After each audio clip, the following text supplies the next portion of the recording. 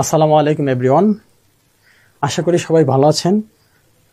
যারা অনেক দূর দূরান্ত থেকে আমাদেরকে দেখছেন বা আমাকে দেখছেন, আমাদের সাথে আছেন এবং জয়েন হবেন পরবর্তী অ্যাক্টিভিটিগুলো যতক্ষণ আমরা দেখব এবং প্রোগ্রাম চালাবো ততক্ষণ পর্যন্ত যারা থাকবেন প্রত্যেকে শুভকামনা জানিয়ে আমাদের প্রোগ্রাম শুরু করছি। এবং আমরা সবাই জানি যে আজকে প্রায় দীর্ঘ 2 মাস বা 1.5 মাস ক্লাসের পর পুরো একটা প্রসেসে এসে আমরা we are at the end point of the lecture.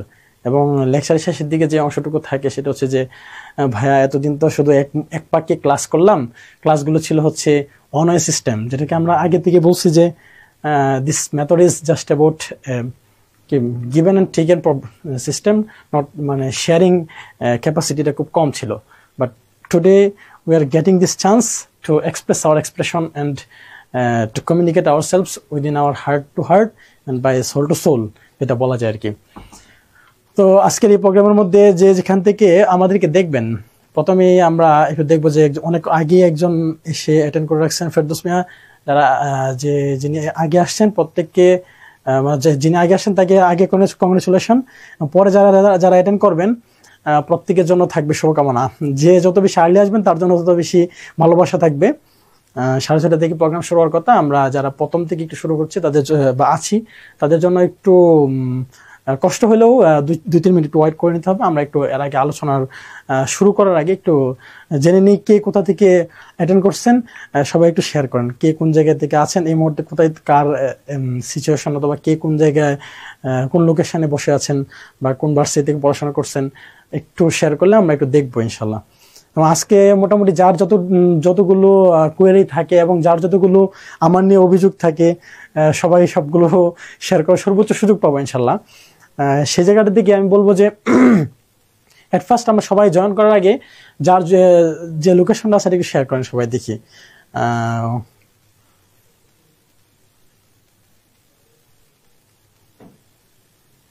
Cox's Bazar থেকে শামসুন নাহার, ওকে ভাই, অনেক দূর থেকে আছেন আপনি, আপনাকেও ধন্যবাদ, আপনি আমাদের সাথে লাইভে আছেন। ফেরদৌস মিয়া অনেক আগে দেখলাম, তার কোনো কমেন্ট আমরা দেখছি না। তারপর হচ্ছে অনেক দূর থেকে, হ্যাঁ। বাই দ্য ওয়ে, যেটা আমি বলবো সেটা হচ্ছে যে আজকের এই পুরা যে লেকচারটা থাকবে সেই লেকচারটার মধ্যে হয়তো খুব বেশি সময় নেওয়ার চেষ্টা করবো, কারণ খুব শীঘ্রই আমরা জানি যে 49-এর আগেই একটা পরীক্ষা আছে 47। তো 2-3 দিনের ব্যবধানে আমরা এই লাইভটা প্রথমে আসছি। যে কোনো একটা প্রসেস আমাদের যারা অ্যাটেন্ড করবে তাদের জন্য সর্বোচ্চ সংখ্যক অপরচুনিটি যেন তাদেরকে দেওয়া যায় এবং একটা সুন্দর একটা গাইডলাইন যেন আমরা পেতে পারি, সেই জন্য টার্গেট রেখে আমাদের থাকবে মূল নমিতা গোপালগঞ্জ থেকে আছেন, ধন্যবাদ আপনাকে, আপনি থাকার জন্য। সাথে হচ্ছে ঢাকা থেকে ভাই, আসসালামু আলাইকুম। ওয়ালাইকুম সালাম। মোহাম্মদ সাদমান, আপনাকেও ধন্যবাদ। আরুফা জান্নাত মুন্নি, জামালপুর বকশীগঞ্জ, বেশ ধন্যবাদ আপনাকেও, আপনি থাকার জন্য। আফরোজা আক্তার কিশোরগঞ্জ থেকে, ধন্যবাদ। কিশোরগঞ্জ থেকে আপনাকে আরো ধন্যবাদ, কারণ হচ্ছে আমার নিজ জেলাটা হচ্ছে কিশোরগঞ্জ। আপনি আমার নিজ এলাকার, আমার বাড়ি হচ্ছে কিশোরগঞ্জ সদর। আপনি যদি আরেকটা এক্স্যাক্টলি বলেন লোকেশনটা কোথাও, আরো সহজ হয়। তারপর আরেকজন বলছেন রাজশাহী থেকে, ধন্যবাদ আপনাকেও। রাজশাহী, নিশ্চয়ই রাজশাহী মানে রাজশাহী ভার্সিটি হওয়ার সম্ভাবনা বেশি। এরপর ইসরাত ইবা, আসসালামু আলাইকুম, কোন জায়গা থেকে একটু লোকেশনটা। তারপরে যে অংশটুকু আমি বলতে চাইছি সেটা হচ্ছে যে আমাদের টোটাল আজকের যে ক্লাসটা থাকবে হচ্ছে ওভারঅলি যে ম্যাটেরিয়ালসগুলো, স্টাডি ম্যাটেরিয়ালসগুলো, যে রেফারেন্স বুকগুলো বা যে বইগুলো আমরা পড়েছি বা যে স্টাডি ম্যাটেরিয়ালস আপনাদের প্রোভাইড করছে, যে এক্সামগুলো দিয়েছে, সেটার টোটাল একটা ইভ্যালুয়েশন। সাথে হচ্ছে 2 ওয়ে, আমি বলবো যে 2 ওয়ে একটা কমিউনিকেশন, যে কমিউনিকেশনের মধ্যে আমরা কিছু নতুন কোন আইডিয়া যদি কারো মাথায় থাকে সেই আইডিয়াগুলো পরবর্তী এক্সামগুলোর মধ্যে আমি একটু মানে যেন অ্যাপ্লাই করতে পারি, যে পরীক্ষাগুলো আছে 100 মার্কের পরীক্ষাগুলো, সেগুলোতে আমি অ্যাপ্লাই করতে পারি। সেই ডিমান্ডটা আপনার উপর ভিত্তি করে আমি হয়তো বা অ্যাপ্লাই করার চেষ্টা করবো। আরেকজন লেখছেন বরগুনা বরিশাল, মেহরিন আঞ্জুম সাবিনা, ধন্যবাদ আপনাকেও। চিটাগাং থেকে একজন বলছেন আইরিন ইসলাম আফরিন, আপনাকে অসংখ্য ধন্যবাদ থাকার জন্য। আসাদুজ্জামান আসাদ, ময়মনসিংহ সদর উপজেলা, ময়মনসিংহ, আমার এক সময় যেহেতু ময়মনসিংহ বৃহত্তর ময়মনসিংহ অংশ ছিলাম, আপনাকে অসংখ্য ধন্যবাদ। কিশোরগঞ্জ শোলাকিয়া, বা শোলাকিয়া আমার বাড়ি খুবই কাছে, আমি সদরের মানুষ যেহেতু, ধন্যবাদ। আফরোজা আক্তার, আমি দেখতে চাই যেন আমাদের যে পরিচিত নামগুলো এখন আলোচিত হচ্ছে পরবর্তীতে একদিন হয়তো বা আপনারাও এরকম ভিডিও স্ট্রিমিং এ আসবেন, কথা বলবেন এবং আমাদের কলিগ হবেন, এই শুভকামনা। মুনিয়া ইসলাম, আসসালামু আলাইকুম স্যার। ওয়ালাইকুম সালাম রহমতুল্লাহ, আপনাকে ধন্যবাদ। আসাদুজ্জামান আসাদ, ময়মনসিংহ উপজেলা, সদর উপজেলা। আচ্ছা, আমি কমেন্টগুলো পরে পড়ছি, আর একটু যে আলোচনার প্রথম দিক থেকে একটু আসার চেষ্টা করতে, সেটা হচ্ছে যে প্রথমে এই লেকচারের আজকে আমি হয়তো প্রথম দিকে কিছু দিক নির্দেশনামূলক কথা এবং কিছু কনফিউজিং প্রশ্ন অথবা কিছু মানে যে অভাব অভিযোগ ছিল আমাদের এই পুরো কোর্স নিয়ে, সমাজ কল্যাণ ইস্যুতে অথবা আমার পার্সোনাল ব্যাপারে, তো সেই জিনিসগুলো আমি হয়তো প্রথমে ক্ল্যারিফাই করার চেষ্টা করব। তারপরে যে অংশটুকু থাকবে সেটা হচ্ছে যে আমাদের পরবর্তী যে প্রোগ্রামটা, সেটা হচ্ছে একটা স্পেশাল সাজেশনের জন্য আমরা আমাদের ভাইয়ারা একটা সুন্দর একটা আইডিয়া দাঁড় করেছে। সেটা হচ্ছে যে পুরা যে মডিউলটা আমরা পড়াইছি, পুরো স্টাডি মেটেরিয়ালস যেটা করছে, সেটা দেখেও যেন আরো কিছু সংক্ষিপ্ত আকারে এনে আরো কিছু সুন্দর দিক নির্দেশনমূলক কিছু দেওয়া যায় আপনাদেরকে বা প্রোভাইড করা যায়, সেই অংশটুকু সামনে রেখে মূলত আজকের এই মানে আজকের লাইভ ক্লাসের মূল অংশ। তারপরে হচ্ছে আপনাদের পার্টের দ্বিতীয় অংশ, যেটা সবচেয়ে আরেকটা গুরুত্বপূর্ণ, সেটা হচ্ছে কিউএনএ পার্টটা, মানে কোন কোয়েশ্চেন এবং আনসারিং পার্ট, এই অংশটুকু মধ্যে আপনারা খুব ভালোভাবে পার্টিসিপেট করবেন এবং আপনাদের কোয়েশ্চেনগুলো আগে সেট দিয়ে রাখবেন। আর একটু কয়েকটা কমেন্ট পড়ে নিই। একজন মিরপুর ঢাকা থেকে বলছে, ধন্যবাদ, আমি মিরপুরে অবস্থান করছি, শেওড়াপাড়া আর কি, যদি অবস্থান করছি। ধন্যবাদ আপনাকেও। লাইভ এমসিকিউ ক্লাসগুলো অনেক বেশি বেনিফিট আমাদের জন্য, ধন্যবাদ আপনাকে। আমার বাসা বগুড়া জেলার গাবতলী থানার পীরগাছা থেকে, ধন্যবাদ আপনাকেও, বগুড়া জেলার বাসিন্দা রবিউল ইসলাম। তারপর হচ্ছে রিক্তা শিকদার, আসসালামু আলাইকুম। ওয়ালাইকুম সালাম, তিনি রংপুর থেকে আছেন, আপনাকে অসংখ্য ধন্যবাদ। তারপর হচ্ছে মাহি উসান্না, আমি একটু যদি নামটা ভুল করে থাকি, ধন্যবাদ। মুহি উসান্না তো মাহি উসান্না, উনি হচ্ছে রংপুর থেকে। তারপর হচ্ছে বগুড়া থেকে একজন রবিউল ইসলাম, ওনার কমেন্ট আগে দেখছি। সুকি পারবিন, আসসালামু আলাইকুম। ওয়ালাইকুম সালাম। স্বপ্ন ছোঁয়া, যারা সালাম দিচ্ছেন সবাইকে একসাথে আসসালামু আলাইকুম। ওয়ালাইকুম সালাম। তারপর যে স্বপ্ন ছোঁয়া ফরিদপুর থেকে, ধন্যবাদ আপনাকেও। সাথে হচ্ছে একজন সিলেট থেকে নক দিছে, আলহামদুলিল্লাহ, নাম হচ্ছে গুলজার আহমেদ, আপনাকে অসংখ্য ধন্যবাদ। আইন ইসলাম আফরিন সুবি রংপুর থেকে, আইন ইসলাম আফরিন চিটাগাং কেউ নাই, চিটাগাঙের কেউ নাই, আচ্ছা আপনি হয়তো আগে কমেন্ট করছেন। হ্যাঁ, তারপর হচ্ছে শরীয়তপুরের বেদরগঞ্জ, যাক শরীয়তপুর থেকে একজন পাওয়া গেল, নুসরাত নিপা, আপনাকেও ধন্যবাদ।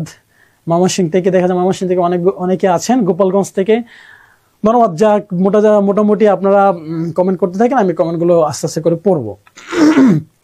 আর যে অংশটুকু আলোচনার একদম প্রারম্ভিক জায়গাটা থেকে আসছে, সেটা হচ্ছে ব্যক্তিগতভাবে অথবা ব্যক্তিগত ছাড়াও অনেকে আমাকে হয়তোবা চিনেন। শরীফুল ইসলাম পাবনা, মোহাম্মদ মুবাশিরা দিনাজপুর, খাদিজা রংপুর, মারুফা ইসরাত মিম, যারা এক হোসেন জামালপুর থেকে একজন, কেরামত উল্লাহ, তো জাকিয়া সুলতানা বগুড়া থেকে, যারা করছেন কমেন্ট প্রত্যেককে ধন্যবাদ আপনারা সবাই একসাথে লাইভে থাকার জন্য। এবং সাথে হচ্ছে যারা ক্লাস করছেন, মজার ব্যাপার হচ্ছে আরেকটা জিনিস জানার জন্য আপনাদেরকে বলে নিচ্ছি, আজকের ক্লাসটা কিন্তু একদম যারা আমাদের সাথে এতদিন অ্যাটাচ ছিলেন তাদের বাইরেও কিছু মানুষের মানে এখানে সংমিশ্রণ হবে, অর্থাৎ সকল পাবলিক ভার্সিটি অথবা সকল জাতীয় ভার্সিটির আন্ডারে যত সমাজকর্মী স্টুডেন্ট আছে হয়তো সবাই অনেকে এখানে পার্টিসিপেট করবে। প্রত্যেকের কমেন্ট অথবা প্রত্যেকের পার্টিসিপেশনের জন্য প্রথমে ধন্যবাদ। আর সাথে হচ্ছে সেটা হচ্ছে যে পুরা ক্লাসের এই প্রসিডিউরটার মধ্যে যে অভিযোগগুলো ছিল, যে অভাবগুলো ছিল, যে গ্যাপগুলো ছিল, আপনি একটু কাইন্ডলি আপনারা নোট করে রাখেন। প্রশ্নগুলো যেন শেষ পর্যায়ে যখন আমি কিউএনএ পার্টে যাব তখন যেন প্রশ্নগুলো আপনাদের কাছ থেকে খুব সহজে আমি রিসিভ করতে পারি এবং এগুলো যেন অল্প সময়ের মধ্যে আনসার দিতে পারি, সেই সুযোগটা আপনারা একটু করে দেবেন। এরপরে একজন লিখছেন মারুফা ইসরাত মিম, নেত্রকোনা, ধন্যবাদ আপনাকে। বাংলা ক্লাস কবে? আসলে এটা পরবর্তীতে আপনার জানানো হবে। আমি যেহেতু সমাজ কল্যাণের, তো আসলে এই বিষয়টা আমি অতটা স্পষ্ট না, ভাইয়ারা হয়তো আপনাদেরকে মেসেজ আকারে জানাবে। তারপর আরো অনেকেই কমেন্ট করতেছেন, ধন্যবাদ যারা এখানে আসছেন প্রত্যেককে ধন্যবাদ। এখন একটু প্রথমে আমি আমার জায়গাটা একটু ক্লিয়ারিফাই করে নিই, সেটা হচ্ছে যে ক্লাসের একদম প্রথম 3-4টা ক্লাস যেটা ছিল, যেহেতু লাইভ এমসিকিউ এর যে প্যাটার্নটা, এটা পার্টিকুলারলি আমি ওইভাবে কোনোভাবে কানেক্টেড ছিলাম না অ্যাজ ফার মাই মানে এক্সপিরিয়েন্স, আমি যেহেতু প্রায় 40তম বিসিএস থেকে আমার অ্যাপিয়ার্ড বিসিএস ছিল 40, 2018 সাল থেকে প্রায় পরীক্ষা বিসিএস এর প্রোগ্রামে অংশগ্রহণ করি। তারপর থেকে প্রায় 5টা বিসিএস টানা আমি দিছিলাম, বসে বসে অনেকটা টাইপ 5টা বিসিএস এ টিকছিলাম সফলতার সাথে আলহামদুলিল্লাহ। প্রতিটা পেলেই অত্যন্ত সফলতার সাথে অনেক ভালো মার্কস পেয়ে আসলে পাশ করা। কোনো ওই একদম প্রথম দিকের হয়তো বা 2-1টা বিসিএস ছিল কাট মার্কের রেঞ্জিং এ হয়তো বা 4-5 ডিফারেন্স, তারপর আস্তে আস্তে অনেক বেশি ডিফারেন্স নিয়ে আসলে করা। আয়োজন কে যেন কমেন্ট করছেন, হাসি মধু বৃষ্টি মিষ্টি শফিক, তুহিন জসিম, অমিত সাহা এদেরকে করছেন। বাই দ্য ওয়ে কেউ একজন বলছেন লাকসাম থেকে, আসসালামু আলাইকুম নওগাঁ থেকে। ধন্যবাদ আপনাদের সবাইকে, ধন্যবাদ যারা যারা এখানে উপস্থিত হচ্ছেন অথবা পার্টিসিপেট করতেছেন। তো ব্যক্তিগত জায়গাটা যেটা আমি শেয়ার করতে যাচ্ছি সেটা হচ্ছে যে ওই লাইভ এমসিকিউ এর যে স্টাডি ম্যাটেরিয়ালস তৈরি করা অথবা যে ক্লাসের প্যাটার্নটা, সেটা আসলে ওই কখন লাভজনক, সেটা যদি আমার সেকেন্ড টাইম আবার হয়তো আপনাদের সাথে আবার নেক্সট ডে কোনো একটা স্পেশাল বিশেষ হতো, 2টা বিশেষ পরে বা একটা বিশেষ পরে, তখন এটা আমার জন্য অনেক বেশি ফ্রুটফুল হতো, কারণ প্রি এক্সপিরিয়েন্স আমার জন্য কাজে দিত। এখন ওনাদের যে স্টাডি ম্যাটেরিয়ালস গুলো ছিল সেগুলো হয়তো আমি একটু দেখে তারপরে যে সমাজ কল্যাণের ম্যাটেরিয়ালস গুলো আমি নিজেই তৈরি করছি, আপনাদের কোশ্চেন গুলো তৈরি করছি। কোশ্চেনের স্ট্যান্ডার্ড নিয়ে হয়তো বা 2-4টা অভিযোগ থাকলেও আমার মনে হয় যে সবাই যেহেতু ভালো রেটিং দিচ্ছেন, সেই দৃষ্টিভঙ্গি থেকে আমি বলতে পারি আমার কোশ্চেন এবং এমসিকিউ প্যাটার্নটা আপনাদের মনে পছন্দসই ছিল। বাট ওই ক্লাসের ব্যাপারে বা স্টাডি ম্যাটেরিয়ালসের ব্যাপারে প্রথম দিকে অভিযোগ ছিল ইংলিশ ভার্সন, বাংলা ভার্সন নিয়ে। সাথে হচ্ছে অনেকে বলতে চাচ্ছিলেন যে ক্লাসগুলো ভাইয়া বাংলা না ইংলিশে না করে বাংলায় করলে ভালো হয়। তো তারপরে তো আমি চেঞ্জ করে সর্বোচ্চ চেষ্টা করছি বাংলায় প্রোভাইড করার জন্য। তারপরে আবার যেটা আপনাদের একটু অভিযোগ ছিল সেটা হচ্ছে স্টাডি ম্যাটেরিয়ালস আরেকটু স্ট্রং করার জন্য। শেষের দিকে আইসা আপনারা দেখছেন নিশ্চয়ই কিছু কিছু জায়গায় হয়তো বা আপনাদের জন্য পড়া রেফারেন্স দিয়ে দিচ্ছি, বাকি আপনাদের যে অংশটুকু সর্বোচ্চ সংখ্যক দেওয়ার চেষ্টা করা যায়, যেটুকু সিলেবাসের সাথে প্রাসঙ্গিক এবং যেটা পড়লে আপনার জন্য প্রাসঙ্গিক হবে পরীক্ষার সাথে, সেটা আমি সর্বোচ্চ প্রোভাইড করার চেষ্টা করছি। তো সেই দৃষ্টিভঙ্গি থেকে প্রত্যেক মানুষেরই আসলে কিছু গ্যাপ থেকে কিছু অসঙ্গতি থাকে, এগুলো ক্ষমাসুন্দর দৃষ্টি থেকে দেখে তারপর হচ্ছে আগাইতে হবে। একজন বলছে সমাজ কল্যাণ আর সমাজকর্ম একই তো নাকি স্যার? এটার প্রশ্নটা একদম প্রথম ক্লাসের মধ্যে আসতেছে, প্রথম ক্লাসটার মধ্যে আসতেছে, ক্লাসের প্রথম স্লাইডটা দেখানোর সময় আপনাকে দিচ্ছি। তো আমি এক কথা আপনাকে আপনার প্রশ্নের আনসারটা দিচ্ছি। রবিউল ইসলাম, সমাজ কল্যাণ সমাজকর্ম সাবজেক্টটা একই বাংলাদেশের মধ্যে, বাট ইন্টারন্যাশনাল সাবজেক্টে সমাজ কল্যাণ নামে পরিচিত এখন না, ইন্টারন্যাশনাল সাবজেক্টটা পরিচিত হচ্ছে সমাজকর্ম নামে, সোশ্যাল ওয়ার্ক নামে। এবং মজার ব্যাপার হলো আমরা আগের যে বইগুলো দেখি, যে সমাজ কল্যাণের উপর যে বইটা ইন্ট্রোডাকশন টু সোশ্যাল ওয়েলফেয়ার, কার লেখা? Walter Arthur Friedlander. ওই ফিল্ডান্ডারের বইটাই তো ছিল মূলত ধরা যায় হচ্ছে সমাজ কল্যাণের হিস্ট্রির একদম প্রথম স্টার্টিং। তো তাদের জায়গাটা থেকে দেখলাম যে বইটা প্রকাশ করার সময় সাবজেক্টটাকে উনি সমাজ কল্যাণে বলার চেষ্টা করছে, আস্তে আস্তে আস্তে আস্তে এই সাবজেক্টটা এসে হয়ে গেছে সমাজকর্ম। বাই দ্য ওয়ে এখন ইন্টারন্যাশনালি সমাজকর্ম নামে পরিচিত, বাট বাংলাদেশে একটু ব্যাকগ্রাউন্ড আমি যদি একটু শেয়ার করি, সেটা হচ্ছে ঢাকা ভার্সিটিতে যখন প্রথম সাবজেক্টটা চালু হয়েছিল তখন এটার নাম ছিল হচ্ছে ইনস্টিটিউট অফ সোশ্যাল ওয়েলফেয়ার, মানে সমাজ কল্যাণ ইনস্টিটিউট নামে। তখন থেকে সাবজেক্টটা মূলত সমাজ কল্যাণ নামে পরিচিত হয়ে আসতেছিল। আর এই প্রাসঙ্গিকতার ভিত্তিতে মানে স্যাররা আর ওই ইনস্টিটিউটের নাম পরিবর্তন করতে হবে বলে সাবজেক্টের নামটা সমাজ কল্যাণ হিসেবেই মানে তারা রেখে দিচ্ছে। এবং সাথে হচ্ছে এই সমাজ কল্যাণের যেহেতু আগেও রেফারেন্স পাওয়া গেছে বইগুলোর মধ্যে, যে বইগুলো লিখছে সেগুলো সমাজ কল্যাণের নামেও অনেকে লিখছে, যে ওয়াল্টার আর্থার ফিল্ডান্ডার রেফারেন্স দেয়, এই জন্য সাবজেক্ট মানে সমাজ কল্যাণ হিসেবেও বাংলাদেশে এটাকে পরিচিত করছে। এবং মজার ব্যাপার হলো যারা আগে আমাদের সিনিয়র মানে এটা বলা হচ্ছে আকাবিরা, আমাদের বড়রা মূলত আসলে যারা গেছে আর কি, আমরা তো শিক্ষায় আছি, তারা যারা অ্যাডমিনে ছিল, তারা অন্যান্য প্রফেশনে ছিল, প্রশাসনে ছিল, তারা জনপ্রশাসন মন্ত্রণালয়ে দেখছেন তো আপনার সার্কুলারটা যখন দেয়, সার্কুলারের মধ্যে সমাজকর্ম সমাজ কল্যাণ নামে অবলিক দিয়ে রাখে সাবজেক্টের নাম। কারণ কি স্যাররা এটাকে সমাজ কল্যাণের যে ডিস্টিংক্ট ক্যাপাসিটি বা কোয়ালিটিটা ঢাকা ভার্সিটির এটা তারা রেখে দিচ্ছে। এবং আগে আপনারা নিশ্চয়ই জানেন যে আমাদের সমাজ কল্যাণ থেকে মন্ত্রিপরিষদ সচিব ছিলেন খন্দকার আনোয়ার ইসলাম। এরপর আরো আগেও কিন্তু অনেক বেশ বিখ্যাত অনেক লোকই ছিলেন অথবা বড় বড় আমলা ছিলেন। আমলাদের সহযোগিতায় মূলত আসলে সাবজেক্টে সমাজকর্ম দুইটা ফরম্যাটই এখনো বাংলাদেশে প্রচলিত হয়ে আসতেছে, বাট ইন্টারন্যাশনালি যখন জানতে যাবেন তখন সাবজেক্ট হচ্ছে মূলত সমাজকর্ম। এখন মানে কনসেপচুয়ালের দিক থেকে, যে কনসেপচুয়াল জায়গাটা থেকে সমাজ কল্যাণ এক জিনিস না, এটা আমরা পরবর্তী স্লাইডের মধ্যে দেখব। ভাই তো এখানে অনেকে অনেক কমেন্ট করে ফেলছেন যে একজন বলছে নওগাঁ থেকে, আরেকজন দিনাজপুর থেকে। এখন মনে হচ্ছে যে পুরা ক্লাসটা রান করার জন্য যতটুকু অ্যাটেন্ডেন্স থাকা দরকার, মানে কোরাম, যেটাকে ইয়ার মধ্যে বলা হয় আর কি, যে সংসদের ভাষায় কোরাম বলা হয়, 60 জন উপস্থিত সর্বোচ্চ। আমরা আমাদের এখানের জন্য যতটুকু দরকার ততটুকু মনে হয় আমরা পেয়ে গেছি। আমরা আমাদের যে মূল অংশটা অনুষ্ঠানের ক্লাসের, সেই অংশটাকে আমরা চলে যেতে পারি। লেকচারের প্রথম দিকে শুরুর আগেই নিশ্চয়ই যারা অপরিচিত আছেন তাদের জন্য একটু পরিচয়টা শেয়ার করে নেই। আমি হচ্ছে মোহাম্মদ আব্দুল সালাম। মানে এখানে আজকে লাইভে অনেকেই আছে যারা ক্লাস করে নাই, এবং আমার ক্লাস শোনার পরে হয়তো বা তারা আবার এই একটা সামনে যে একটা প্রোগ্রাম আমাদের আরো নতুন করে চালু হচ্ছে, তারা হয়তো ভর্তি হবে। তো তারা একটু পরিচয়টা জেনে না। আমি হচ্ছে মোহাম্মদ আব্দুল সালাম, 41st BCS থেকে আসা, সমাজ কল্যাণ বা সমাজকর্ম যাই বলেন এই সাবজেক্টের অনার্স মাস্টার্স ঢাকা ইউনিভার্সিটি থেকে। এবং আমার সেশন ছিল যে 14-15। বাড়ি হচ্ছে কিশোরগঞ্জ। বর্তমানে আমি মুজিবনগর সরকারি ডিগ্রি কলেজ বা মুজিবনগর সরকারি কলেজ যেটা নামে পরিচিত, সেই সরকারি কলেজে আমি এখন লেকচারার হিসেবে পদায়নকৃত আছে এবং এখানে চাকরি করছি আর কি। তো যারা পরবর্তীতে আমাদের কলিগ হচ্ছেন অথবা আমাদের সাথে থাকবেন, তাদের জন্য শুভকামনা রেখে আজকের যে একদম প্রোগ্রামের মেইন অংশটুকু, সেই মেইন অংশটুকুতে একটু চলে আসি। প্রথম দিকে যদি ধরা হয়, আমরা একটু যদি ভালো করে দেখি যে আজকের ক্লাসটা কিসের উপর ভিত্তি করে আমরা মূলত আগাবো, বা আজকের যে টোটাল প্রসিডিউরটা, এটা আমরা কি প্রোগ্রামটার বা কি জিনিসগুলো দেখার মাধ্যমে আমরা আমাদের টোটাল ক্লাসটা রান করব। এক নম্বর হচ্ছে, দেখেন কয়েকটা পয়েন্ট আমি এখানে আউট করছি। এক নম্বর হচ্ছে final touch of the syllabus.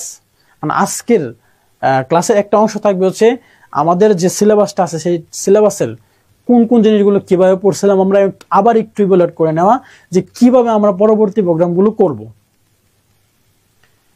এই জন্য বল স্যার কথা আসছে না। আচ্ছা, একটু মানে কনফার্ম করবেন আমার কথা কি সবাই শুনতে পাচ্ছেন কিনা, একটু কাইন্ডলি কনফার্ম করেন সবাই। তারপর যে অংশটুকু আসে সেটা হচ্ছে preparation style at the 11th hour. আর মাত্র কয়েকটা দিন, মানে হচ্ছে 1 মাসেরও কম সময়। 1 মাসেরও কম সময়ের মধ্যে আমরা 20-25 দিন সময়ের মধ্যে আমরা শুধুমাত্র স্পেশাল বিসিএস এর জন্য কি কি প্যাটার্নের প্রস্তুতি নিব বা কি কি ধরনের পদক্ষেপগুলো নিব, সেই পদক্ষেপগুলো থাকবে হচ্ছে 2 নম্বর টপিক হিসেবে আলোচনার ইস্যু। তারপর যেটা সেটা হচ্ছে সাম কনফিউজিং ইনফরমেশন। পুরা ক্লাসগুলোর মধ্যে এবং পুরা যে এক্সামগুলোর মধ্যে, আমরা সেহেতু সবাই জানি যে মেন্টর হিসেবে আমি ছিলাম, সকল কোয়েশ্চেন আমি করেছি, স্টাডি মেটেরিয়ালসগুলো মোটামুটি আমি করেছি, যেহেতু সে জায়গাটায় বেশিরভাগ যে কনফিউশনগুলো ছিল সবগুলো আমার নখদর্পণে আসছে। এবং যারা যারা যে অংশটুকু কারেক্ট করে দিচ্ছেন আপনাদের প্রত্যেককে ধন্যবাদ। সাথে হচ্ছে আজকে আমরা এগুলো নিয়ে একটু কথা বলবো, এই সাম কনফিউজিং ইনফরমেশন এখানে। তারপর সর্বশেষ যেটা সবচেয়ে আকর্ষণীয় অংশ থাকবে যে Q&A পার্ট, হচ্ছে মক পার্ট এবং ফাইনাল সাজেশন, বিশেষ আকর্ষণ। এটা হচ্ছে আমাদের আজকের এই আলোচনার একটা গুরুত্বপূর্ণ অংশ। এই 2টা পার্ট আমরা যদি একটু ভালোভাবে করি আর কি, মানে নোটিফাই করি। আমরা একদম প্রথম থেকে শুরু করি, যে প্রথম আমাদের যে অংশ final touch of the syllabus.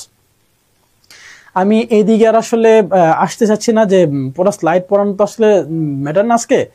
তো আপনাদের যে ইস্যুগুলো আমি একটু প্রথমে দিয়ে নিব, সেটা হচ্ছে যে একদম প্রথম যেদিন আমরা ক্লাস করেছিলাম বা ক্লাস শুরু করেছিলাম, সেদিন আমরা একটা সাজেশন তৈরি করেছিলাম। সাজেশনটার মধ্যে ফার্স্ট ক্লাস মানে প্রায়োরিটি, সেকেন্ড ক্লাস প্রায়োরিটি, অথবা 3 স্টার, 2 স্টার এবং ফার্স্ট 1 স্টার, এই প্যাটার্নে আমরা আমাদের সিলেবাসটা সাজিয়েছিলাম। সে জায়গাটার মধ্যে, আচ্ছা সাউন্ড ঠিক আছে, ধন্যবাদ আপনাকে, ধন্যবাদ আপনাদের। আর কমেন্ট করতে হবে না, যেহেতু সাউন্ড ঠিক আছে, আর কমেন্ট করার দরকার হবে না। তো যেটা বলতে চাচ্ছি সেটা হচ্ছে যে এই পুরা ক্লাসটার মধ্যে বা পুরা যে স্টাডি মেটেরিয়ালস গুলোর মধ্যে ছিল, সেই স্টাডি মেটেরিয়ালস এর মধ্যে আমরা প্রথম দিকে একদম দেখিয়েছিলাম আপনাদেরকে, এবং প্রত্যেক ক্লাসের শুরুতে দেখেছি যে কোন অংশটুকু সবচেয়ে বেশি প্রায়োরিটির যোগ্য, কোন অংশটুকু কম প্রায়োরিটির যোগ্য। তো প্রায়োরিটি বেস পড়াশোনা করার জন্য আগে আমরা কিন্তু প্রথম ফোকাস দিতে হবে। প্রায়োরিটি বেস ফোকাস করার ক্ষেত্রে কি ইস্যু, সেটা হচ্ছে যেই টপিকটা বেশি প্রায়োরিটি দেওয়া হয়েছে সেই টপিকটা নখদর্পণে এমসিকিউ যেগুলো করা হয়েছে, যে এমসিকিউ গুলো করা হয়েছে সেই এমসিকিউ, এবং সাথে হচ্ছে এটার যে স্টাডি মেটেরিয়ালস আমরা প্রোভাইড করছি ক্লাসগুলোর, সেগুলোকে একদম বারবার পরে এগুলোর ভিতরে আনতে হবে। এখন আমি আমার এই যে প্রিলির প্রস্তুতির একটু যদি আমার মানে শেয়ার করি, সেটা হচ্ছে আমি 5টা প্রিলি আমি দিয়েছিলাম, 5টা প্রিলি আমি সফলতার সাথে উত্তীর্ণ। এবং মজার ব্যাপার হচ্ছে সর্বশেষ যে প্রিলিগুলোতে, এগুলো প্রত্যেকটাই প্রায় 140-এর উপর মার্কস পেয়েছি। আসলে মিথ্যা কথা বলে তো লাভ নাই, 140-এর উপর প্রায় আমার মার্কস। তো এটা কিভাবে সম্ভব হয়েছে?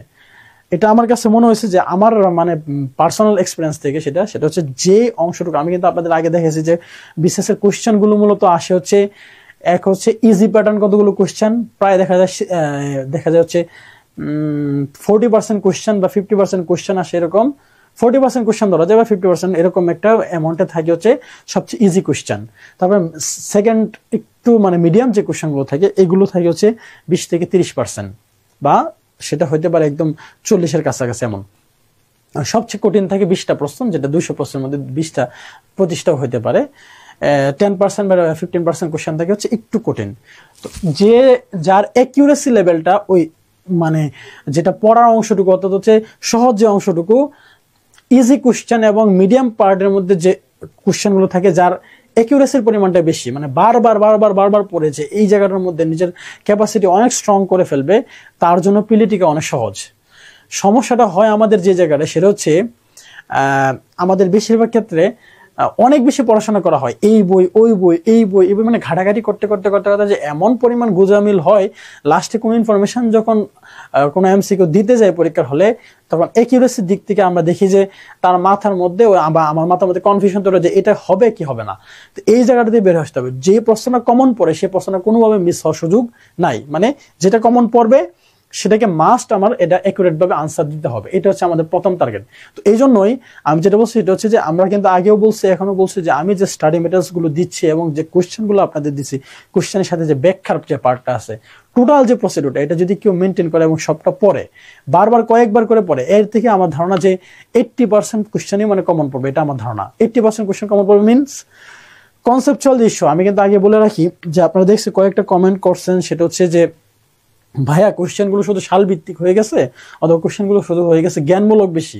আমি জ্ঞানমূলক কোশ্চেন উপর প্রায়োরিটি দিচ্ছি এই কারণে যে অনুধাবনমূলক যে কোশ্চেন বা প্রয়োগমূলক যে কোশ্চেন গুলো বা যেগুলো হচ্ছে মেন্টাল মানে অনেকটা ধর অ্যাবিলিটি টাইপ আর কি, যেগুলো আসলে কনসেপচুয়াল ইস্যু থেকে প্রশ্ন, সেগুলো সমাজকর্মের খুব হার্ড কোনো কোশ্চেন এভাবে আসে না।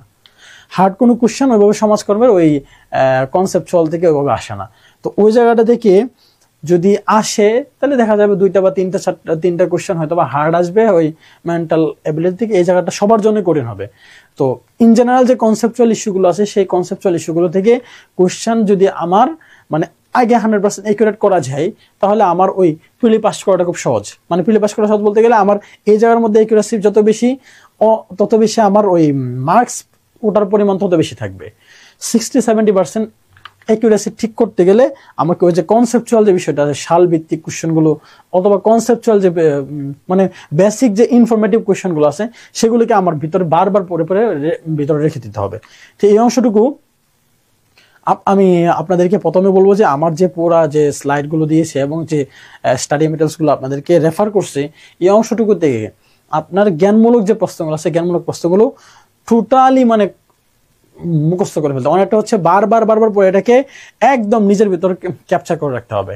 তারপরে যে অংশটুকু থাকবে সে অনুধাবনমূলক যে কোশ্চেনগুলো এগুলো হচ্ছে ওই বিভিন্ন যে বইগুলো সেন্টিমিটার যে বইটা বলছিলাম অনুধাবনমূলক যে কোশ্চেন অনেকগুলো আছে দেখবেন আমরা খুঁজে একাদশ অথবা দ্বাদশে যে বইটা এই একাদশ দ্বাদশের বইয়ের মধ্যে অনেক ইনফরমেশন আছে যেটার মধ্যে আসলে যে প্রয়োগমূলক অথবা উচ্চতর দক্ষতামূলক কোশ্চেনগুলো আছে এগুলো একটু আপনারা কাইন্ডলি একটু নিজের দায়িত্বে পড়ে নেবেন। তাহলে আমি তো কোশ্চেনের মধ্যে কিন্তু এই কোশ্চেনগুলো আমি দেই, সবসময় দেই না এমন না, প্রত্যেকটা কোশ্চেনের মধ্যে এগুলো দিচ্ছি, এগুলো আপনি একটু করে নিতে হবে। তারপর যেটা বলছি সেটা হচ্ছে যে সিলেক্টিভ টপিক আপনাকে সিলেক্ট করে নিতে হবে, যে টপিকগুলো যেগুলো সবচেয়ে বেশি ইম্পর্টেন্ট। যেমন একজন ভাইয়া একটা কমেন্ট করেছিলেন দেখছিলাম অনেক আগে যে ভাইয়া ওই অয়েল ফেস্টিড আছে বাট বেভারেজ রিপোর্ট তো নাই সিলেবাসে। অয়েল ফেস্টিড পড়া মানে হচ্ছে আপনাকে বেভারেজ রিপোর্ট পড়তে হবে, কারণ হচ্ছে অয়েল ফেস্টিডের যে কনসেপ্টটা বেভারেজ রিপোর্টের বাইরে কোনোভাবে পড়া সম্ভব না, এই জন্য এটাকে পড়তে হবে। তো এই জন্য সিলেক্টিভ টপিক মানে I mean which topics is completely relatable and related to the বলবো যে most wanted exam most wanted questions, সেই কোশ্চেনগুলো আগে সিলেক্ট করে নিতে হবে, সেই টপিকগুলো আগে সিলেক্ট করে নিতে হবে। সিলেক্ট করে তারপর এগুলোর যে প্রশ্নগুলো আছে এগুলো যেন কোনোভাবেই 2-3 বারের কম পড়াশোনা না হয় মানে পরীক্ষার আগে। তারপর হচ্ছে যেগুলো হচ্ছে কম প্রায়োরিটি দিছি বা সেকেন্ড টাইপ মানে সেকেন্ড ক্যাটাগরি যে এগুলো দিচ্ছে অথবা 2 স্টার বিশিষ্ট যে টপিকগুলো আছে সেগুলোকে 2 বার করে পড়তে হবে। ধরুন এমন প্যাটার্ন হবে যে থার্ড মানে 3টা স্টার বিশিষ্ট যে প্রশ্নগুলো আছে সেগুলো থাকবে হচ্ছে কমপক্ষে 3 বার করে পড়াশোনা পরীক্ষার আগে, দ্বিতীয় স্টার বিশিষ্ট যে পড়াশোনা এগুলো আছে, টপিকগুলো আছে, সেগুলো হবে 2 বার করে পড়াশোনা। আর এক্সট্রা বিশিষ্ট যেগুলো দিচ্ছি সেগুলো আপনি একবার পড়লেও হবে, না পড়লে দেখবেন অটোমেটিক্যালি পারতেছেন এই 2 স্টার বিশিষ্ট প্রশ্নগুলো পড়লে। তো এটা হচ্ছে আমার প্রথম রিকমেন্ডেশন এই জায়গাটার মধ্যে। তারপর হচ্ছে ফোকাস অন ফার্স্ট ক্লাস, মানে ফার্স্ট ক্লাস বলতে ওই যে যেটা বলেছিলাম যে আমাদের পুরো সিলেবাসটা নিয়ে একটা ইভালুয়েশন ক্লাস ছিল, কোনটা ফার্স্ট কোনটা সেকেন্ড, এটা হচ্ছে আইডেন্টিফাই করে না। তারপর যে skill of avoiding irrelevant topics. এবার আসি, অনেকে দেখা যাচ্ছে যে অলরেডি অনেক পড়াশোনা করতে গিয়ে এমন হচ্ছে যে অনেক বই অনেক বই ঘাটাঘাটি করে ফেলছেন, অনেক কিছু করে ফেলছেন। মনে রাখতে হবে পরীক্ষার আগে কিন্তু দেখবেন যে পরীক্ষার আগের দিন রাতে আপনার এমন হবে যে এক পেজ পড়াশোনা করার সামর্থ্য আপনার থাকতেছে না। মানে আপনি পুরো জিনিসগুলো পড়ছেন কিন্তু সবগুলো তো আপনার হাতে থাকা যাবে না। সবসময় হাতে রাখতে হবে কোনটা, আমাদের যে স্টাডি মেটেরিয়ালসগুলো এগুলো সবসময় হাতে রাখতে হবে। আমাদের যে কোয়েশ্চেনগুলো আছে সেগুলোকে বারবার দেখতে হবে, এগুলোকে বারবার হাতে রেখে মানে বেস করে তারপর যে বইগুলো যেটা বলছে, বিশেষত বলছিলাম যে ইন্টারমিডিয়েটের একাদশ দ্বাদশের যে বইটা ছিল সেটা 2টা বই বলছে, যে হয় শহীদুল্লাহ স্যারের বইটা আর নয় বলছিলাম হচ্ছে হুমায়ুন কবির স্যারের যে বইটা, ওই দুইটা বইয়ের যে কোনো একটা বই আপনাদের হাতে কালেকশন রাখতে হবে। তারপর বলছিলাম যে আতিকুর রহমান স্যারের সমাজ কল্যাণের ইতিহাস দর্শন অথবা শহীদুল্লাহ স্যারের সমাজ ইতিহাস দর্শন। কিছু আপডেটেড ইনফরমেশন উপর কয়েকটা অর্গানাইজেশন সম্পর্কে বলছিলাম যে এটার আপডেট তথ্যগুলো একটু যাচাই বাছাই করে রাখা আর কি, এই কথাগুলো আপনাদের বলছিলাম।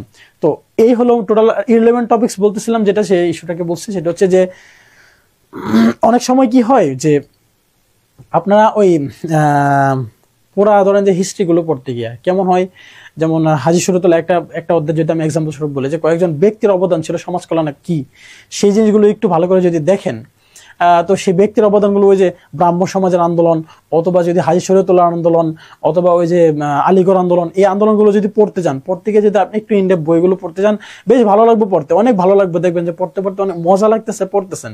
বাট এগুলো থেকে আপনার পরীক্ষার জন্য কিন্তু সুইটেবল প্রশ্ন তখন অনেক কিছু পড়েও লাভ হবে না।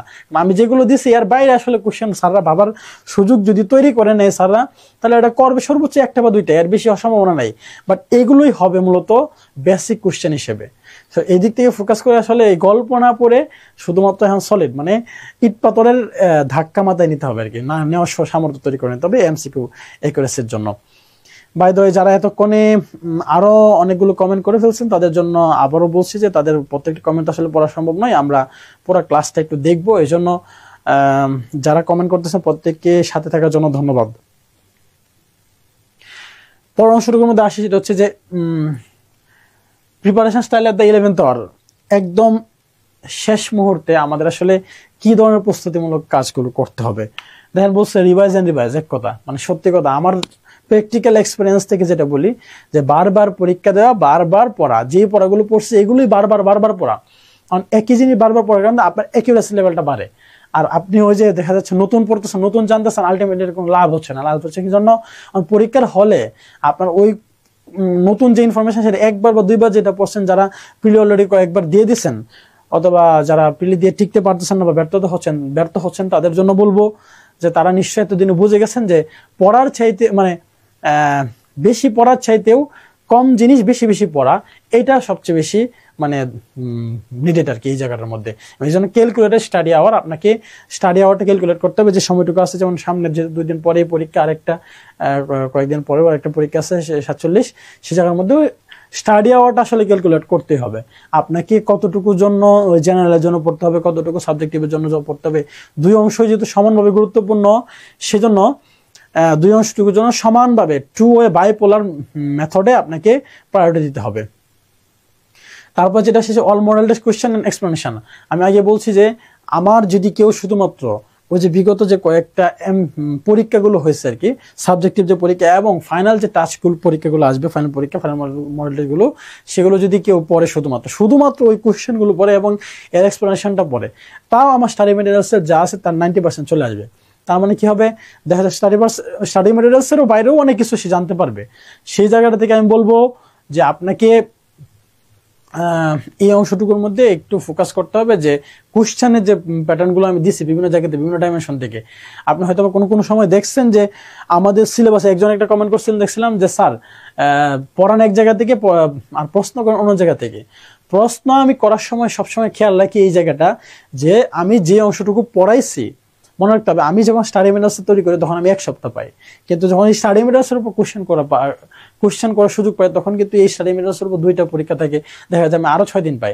তখন আমার সুবিধা হয় কি, এই জায়গার মধ্যে আর কি কি ডাইমেনশন থেকে একজন টিচার ভাবতে পারে বা পিএসসি ভাবতে পারে, সেই সর্বোচ্চ অংশটুকু আমি সর্বোচ্চ কভার করার চেষ্টা করি। এই জন্য প্রশ্নগুলো আমি এইভাবে মডিউল করছি যেন একদম লোয়ার ক্লাস ইনফরমেশন থেকে আপার ক্লাস ইনফরমেশন, সবগুলো ইনফরমেশন যেন একটা স্টুডেন্টের নখদর্পণে আসতে পারে বা একজন ক্যান্ডিডেটের নখদর্পণে আসতে পারে। এই জন্য আমি মোটামুটি কোশ্চেনগুলো একটু দেখছি। এই জন্য স্টাডি মেটেরিয়ালস এবং সাথে হচ্ছে যে টপিক বেস এগুলো পরীক্ষাগুলো নিছি, আমরা সাবজেক্টিভ যে পরীক্ষাগুলো নিছি সেগুলো আমরা একটু ভালোভাবে প্রথমে পড়ে নেব। তাহলে মোটামুটি ওই যে ফাইনাল মডেলগুলো এগুলো অর্ধেক ভালো করা সম্ভব। সাথে হচ্ছে পরবর্তী যে পরীক্ষাগুলো আসে সেগুলো পরীক্ষা ট্যাকেল দেওয়া সম্ভব।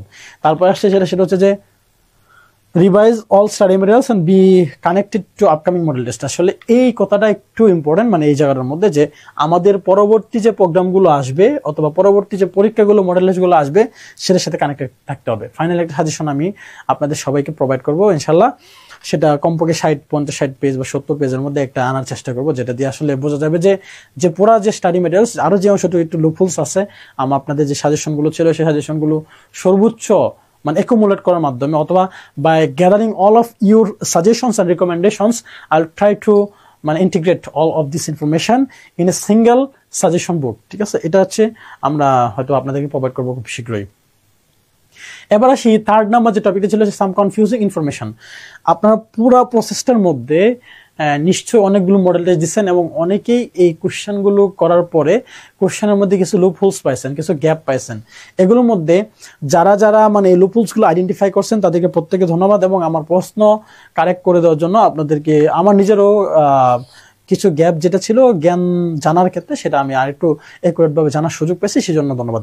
এজন্য প্রথম থেকে আমি বলবো বেশ কয়েকজন সোহেল মাহমুদ আরো কয়েকজন ছিলেন যারা আসলে সবসময় প্রথম থেকে ছিলেন এবং অ্যাক্টিভলি আপনি দেখছেন যে তারা প্রতিটা প্রশ্ন খুব ভালোভাবে ইভ্যালুয়েট করে পড়ছেন এবং আমার ধারণা আলহামদুলিল্লাহ ভালো করার সম্ভাবনা বেশি। এবং বেশ কয়েকজন আমি দেখতেছি যে বিগত যে 20 জন মানে পাশ করে 15 জন, পাশ করে 5 জনের মধ্যে 15 জনের মধ্যে দেখছি যে তাদের নামই বারবার আসতেছে।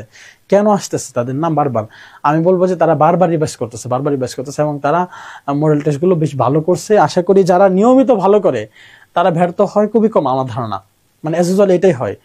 ইনশাল্লাহ তারা ভালো করবে আমার ধারণা। এরপর নামগুলো আমি আর আসলে সিলেক্ট করে বলতে পারতেছি না, বলবো না। আপনারা সবাই ভালো করবেন ইনশাল্লাহ, এই আশা রেখে আমি শুধু কনফিউজিং ইনফরমেশনগুলো একটু শেয়ার করে নিই। একটা ইনফরমেশন ছিল হচ্ছে সোশ্যাল ওয়েলফেয়ার সোশ্যাল ওয়ার্ক, দুইটার মধ্যে আসলে পার্থক্যটা কি। যে আমি প্রথম দিকে কিন্তু ক্লাসের মধ্যে বলছি সাবজেক্ট দুইটা একই রকম, কিন্তু কনসেপচুয়ালি একটু ডিফারেন্স আছে। কনসেপচুয়ালি ডিফারেন্সটা একটু বলে দিই। ইন্টারন্যাশনালি সাবজেক্ট হচ্ছে মূলত সোশ্যাল ওয়ার্ক, বাট বাংলাদেশের সাবজেক্টটা সোশ্যাল ওয়ার্ক সমাজ কল্যাণ দুই নামে পরিচিত।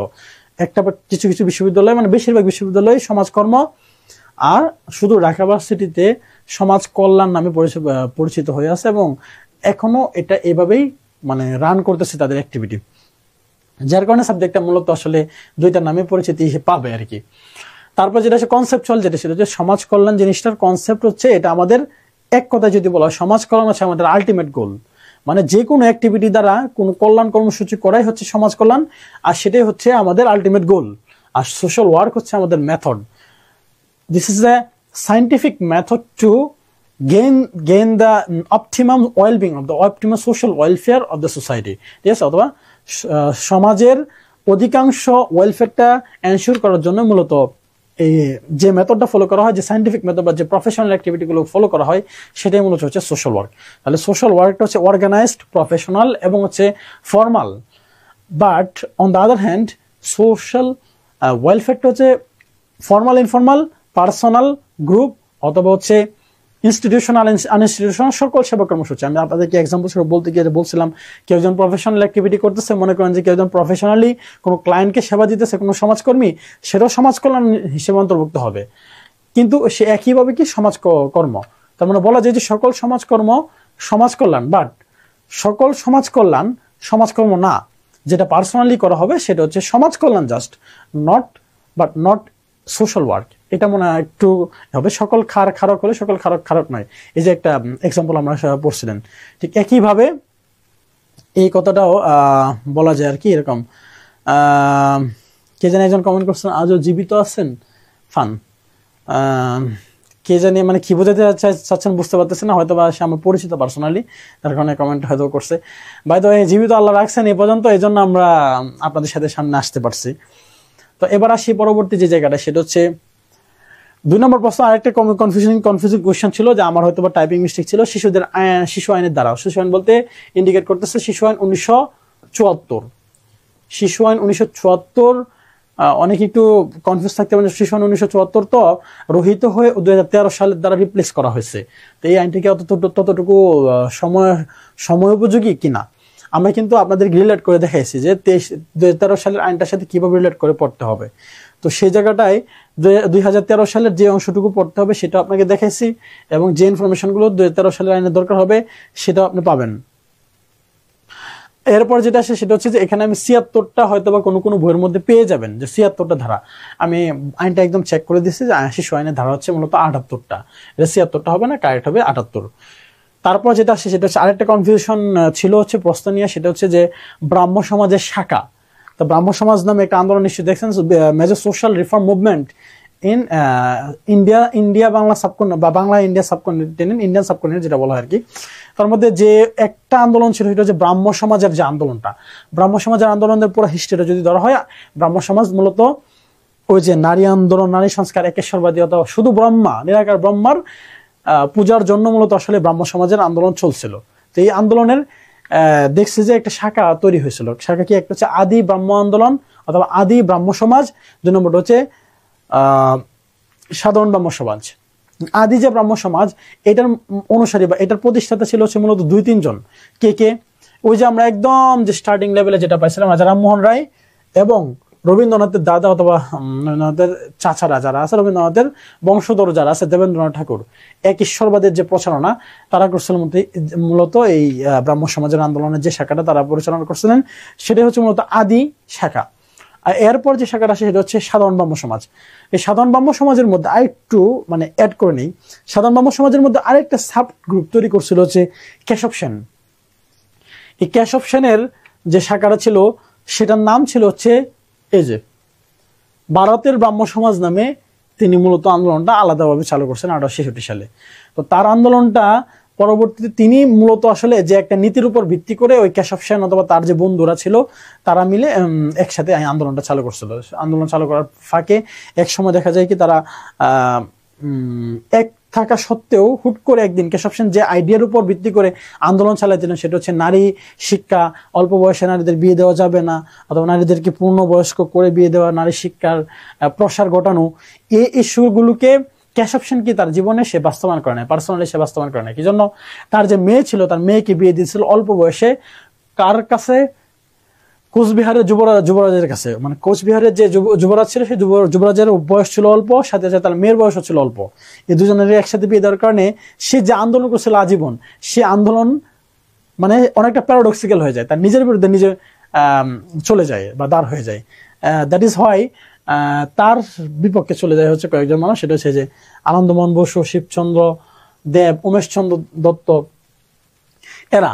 এবং তারা একসাথে গিয়ে তারা বলে যে না, তোমাদের এই সাধারণ ব্রাহ্ম সমাজ, মানে তারা ঘোষণা করলো যে এখন থেকে ব্রাহ্ম সমাজে নাম হবে ওই যে ভারতের যে ব্রাহ্ম সমাজ, সে ভারতীয় ব্রাহ্ম সমাজের শাখাটাকে ভিন্নভাবে তারা ডাইভার্ট করে সাধারণ ব্রাহ্ম সমাজ হিসেবে তারা পরিচালনা করছিল। তো এটা মনে প্রশ্নটা একটু আমি যেখানে গ্যাপ হয়ে গেছিল সেটা হচ্ছে যে সাধারণ ব্রাহ্ম সমাজের প্রতিষ্ঠাতা আসলে কে। আমি ওখানে কেশব সেন দিয়ে দিছিলাম, কেশব সেন হয়তো বা হবে না, আনসারটা হবে হচ্ছে মূলত ওই যে উমেশচন্দ্র দত্ত, শিবচন্দ্র দেব, আনন্দমোহন বসু, এই ব্যক্তিগুলোর যে কোনো একজন হলে তারপর হচ্ছে হবে আর কি। তারপর আরেকটা কনফিউজিং কোশ্চেন ছিল যেটা হচ্ছে সমাজবিজ্ঞানী এল.এফ. ওয়ার্ড সমাজবিজ্ঞানকে দ্য সায়েন্স অফ সোসাইটি, আর আরেকজন বলছে scientific study of society. Bangla যদি দুইটা একটু ভালোভাবে দেখেন, একটু বাংলাটা এটা ট্রান্সলেট করেন তাহলে কি হবে? সমাজের বিজ্ঞান। সমাজবিজ্ঞানী L F. Ward সমাজবিজ্ঞানকে science of society বলেছেন, অর্থাৎ সমাজের বিজ্ঞান বলে উল্লেখ করেছেন। আর অন্যদিকে জিন্সবার্গ কি বলছেন? সায়েন্টিফিক স্টাডি অফ সোসাইটি, সমাজের বিজ্ঞান ভিত্তিক আলোচনা। তো এই দুইটা নিয়ে একটু কনফিউশন তৈরি হয়েছিল, এটা নিয়ে একটা কোয়েশ্চেন অনেকে কমেন্ট করছিলেন, এই জন্য আমি এটা আনলাম। দুইটা একদম একুরেট এবং আমার প্রশ্নটা রাইট ছিল, আপনার হয়তো একটু কনফিউশন ছিল, এই জন্য আমি এটা সামনে আনলাম।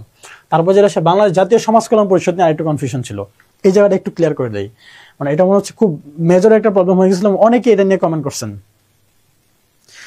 কমেন্ট হচ্ছে যে বাংলাদেশ জাতীয় সমাজ কল্যাণ পরিষদ জিনিসটা ব্যাকগ্রাউন্ডে একটু বলে নিই যে 1956 সালে, আমরা জানি 1956 সালে এই প্রতিষ্ঠানের প্রতিষ্ঠা। তখন এই প্রতিষ্ঠানের নাম ছিল হচ্ছে জাতীয় সমাজ কল্যাণ পরিষদ, national social welfare council, national social welfare council, NSWC, 1956 সালে। তখন কিন্তু ওই পাকিস্তান নামকেও ইন্ডিকেট করে না, পূর্ব পাকিস্তান নামকে ইন্ডিকেট করে না, শুধুমাত্র ছিল জাতীয় সমাজ কল্যাণ পরিষদ নামে। তার পরবর্তীতে আমরা তো নিশ্চয়ই জানি যে বাংলাদেশ স্বাধীনতার পর, মুক্তিযুদ্ধের পর বাংলাদেশের যতগুলো প্রতিষ্ঠান আছে প্রত্যেক প্রতিষ্ঠানের নাম কিন্তু আপডেট করা হয় এবং জাতীয়করণ করা হয়েছিল অনেকগুলো প্রতিষ্ঠান। তো সেই দৃষ্টিভঙ্গি থেকে 1972 সালে আইসা এই জাতীয় সমাজ কল্যাণ পরিষদের নামটা পরিবর্তিত হয়ে গেছে বাংলাদেশ জাতীয় সমাজ কল্যাণ পরিষদ। সেই দৃষ্টিভঙ্গি থেকে এটা হয়ে যায় হচ্ছে 1972 সালে নাম BNSWC, Bangladesh national social welfare council. তো এই ইনফরমেশনগুলো একটু কনফিউশন ছিল, সেটা হচ্ছে যে 1984 সালে আমার স্লাইডে হয়তো বা ভুলে চলে আসছিল টাইপটা, ওইটা 1984 সাল কোনোভাবে হবে না, জাতীয় সমাজ কল্যাণ পরিষদ হবে 1956। এইটা প্রশ্নটা ইম্পর্টেন্ট এবং খুবই ইম্পর্টেন্ট একটা প্রশ্ন এবং পরীক্ষা আসার মতো উপযুক্ত একটা প্রশ্ন, কারণ আমরা সবাই জানি সমাজ কল্যাণ মন্ত্রণালয়ের আন্ডারে যে কয়টা প্রতিষ্ঠান বাংলাদেশে গুরুত্বপূর্ণ ভূমিকা পালন করতেছে তার মধ্যে একটা হচ্ছে DSS, একটা জাতীয় সমাজ কল্যাণ পরিষদ। তো এই জন্য এটা 1956 সাল হবে, আর হচ্ছে বাংলাদেশ সমাজ কল্যাণ পরিষদ হচ্ছে 1972 সাল হবে। তারপরে প্রফেশন অফ অফেন্ডার্স অর্ডিন্যান্স, এটা আমরা 1961 দিয়ে দিয়েছিলাম, 1960 হবে। আর মুসলিম পারিবারিক আইন অধ্যাদেশ হচ্ছে 1961 সাল। তারপর ভিশন 2021 নিয়ে একটা প্রশ্ন আসছিল যে ভিশন 2021টা আসলে কোন পঞ্চবার্ষিকী পরিকল্পনার মধ্যে অন্তর্ভুক্ত ছিল। সেই জিনিসটা আমরা নিশ্চয়ই একটু ক্ল্যারিফাই করে নেই। সেটা হচ্ছে যে ভিশন 2021 কত সাল থেকে চালু হয়েছিল তো মূলত হচ্ছে 2011 নর্মালি ধরা হয়, বাট 2009 থেকেই মূলত হচ্ছে শুরু হয়েছিল, যে শেখ হাসিনা ক্ষমতায় আসছিল ঠিক তখন সে স্লোগান নিয়ে আসছিল, সেটা হচ্ছে যে ডিজিটাল বাংলাদেশ, সাথে হচ্ছে ভিশন 2021। সেই দৃষ্টিভঙ্গি থেকে 2010 সাল থেকে যদি আমরা ধরি, কয়টা 7-5 প্ল্যান অথবা 5 প্ল্যান কয়টা চলছে। আমাদের ষষ্ঠ পঞ্চবার্ষিকী পরিকল্পনা ছিল হচ্ছে 2010-2015 এবং সপ্তম পঞ্চবার্ষিকী পরিকল্পনা ছিল 2016 থেকে 2020। সেই দৃষ্টিভঙ্গি থেকে যেহেতু ভিশন 2021 ছিল 2021 সাল পর্যন্ত মেয়াদ, সো এই দুইটাই ছিল হচ্ছে এই দুইটা 7-5 প্ল্যানই ছিল, বা দুইটা 5 প্ল্যানই ছিল হচ্ছে 6 এবং 7-5 প্ল্যান দুইটাই ছিল হচ্ছে ভিশন 2021 এর অন্তর্ভুক্ত। সেই দৃষ্টিভঙ্গি থেকে আমার একটা MCকিউ একটু কনফিউশন ছিল, সেই কনফিউশনটা মূলত এটার মধ্যে হয়েছিল। প্রশ্ন আমারই বলছিল, আপনাদের আনসার রাইট ছিল। তারপর হচ্ছে ইংল্যান্ডে বসতে আইন কত সালে পাস হয়? 1666 সালে। অনেক বইয়ের মধ্যে দেখবেন যে 1766 দেওয়া আছে, 1562 দেওয়া আছে, 1566 দেওয়া আছে, আর আনসারটা মূলত 1666। একটু এগুলো দেখে নিতে হবে। তারপর যে জায়গাটা আসছে সেটা হচ্ছে যে এই অংশটুকু হচ্ছে একদম ইট পাথরের পড়াশোনা, আবারও ঠিক একই এবং আগে যেভাবে ক্লাস করেছিলাম সেই অংশটুকুর মধ্যে আইসা আবারও ক্লাসের মতোই চলে আসছে। লাইভ ক্লাসের মধ্যে আসলে এত মানে শুধুমাত্র একপাক্ষিক কথাবার্তা বলা কোনোভাবে মানে প্রাসঙ্গিক না। এখন আপনাদের কাছ থেকে একটু মানে শেয়ার করে নিই যে অংশটুকু আমার গ্যাপ ছিল, আপনারা সবাই নিশ্চয়ই ফাইন্ড আউট করে ফেলছেন, কারণ এই জায়গার মধ্যে এমন কেউ নাই যে আসলে কম ম্যাচিউরড, প্রত্যেকেই ম্যাচিউরড এবং প্রত্যেকের চোখ কান অনেক খোলা। তো সেই দৃষ্টিভঙ্গি থেকে আমার যে অংশটুকু আমি গ্যাপ ছিল, আমি আগে বলে নিচ্ছি যে টাইম ছিল খুবই স্বল্প, এটার সম্বন্ধে সবগুলো বই ঘাটাঘাটি করে ইনফরমেশন সবগুলো ইনক্লুড করা ছিল, আসলে অনেক চ্যালেঞ্জের ব্যাপার। তারপর সর্বোচ্চ চেষ্টা করছি। এরপর আপনাদের যেহেতু কমেন্টগুলো ছিল, কমেন্টগুলো হয়তো পরে আপনাদের শোনাইতে পারে নাই, আগে যে কমেন্টগুলো ছিল এগুলোর মধ্যে একদম প্রথম দিকের ক্লাসগুলোতে বেশি কমেন্ট ছিল। সর্বশেষ যে ক্লাসটা ছিল সেই ক্লাসটার মধ্যে আপনারা কমেন্ট করছেন, একজনই দেখলাম না, আমার উল্লেখ করলাম না, 2-3জন বলছেন যে ভাইয়া আমিও একমত, আমিও এরকম। তো ভাইয়া সমাজ কল্যাণের ক্ষেত্রে বিভিন্ন ধর্মের অবদানের জায়গায় কোটেশন না দিয়ে ফাঁকি দিলেন কেন? ফাঁকি দিলেন এই কথাটা বলেন নাই, হয়তো বলছেন যে ধর্মীয় কথাবার্তাগুলো বা ধর্মীয় কোটেশনগুলো দিলে ভালো হইতো। কিছু জায়গায় কিন্তু আপনাদের মাথা রাখতে হবে, কিছু জায়গায় কিন্তু আপনাদের জন্য ছেড়ে দিতে হবে। যখন এটা বুঝে গেছেন যে ভাই এটা ফাঁকি দিয়েছে, তখন এটা না বললে আরো ভালো হইতো।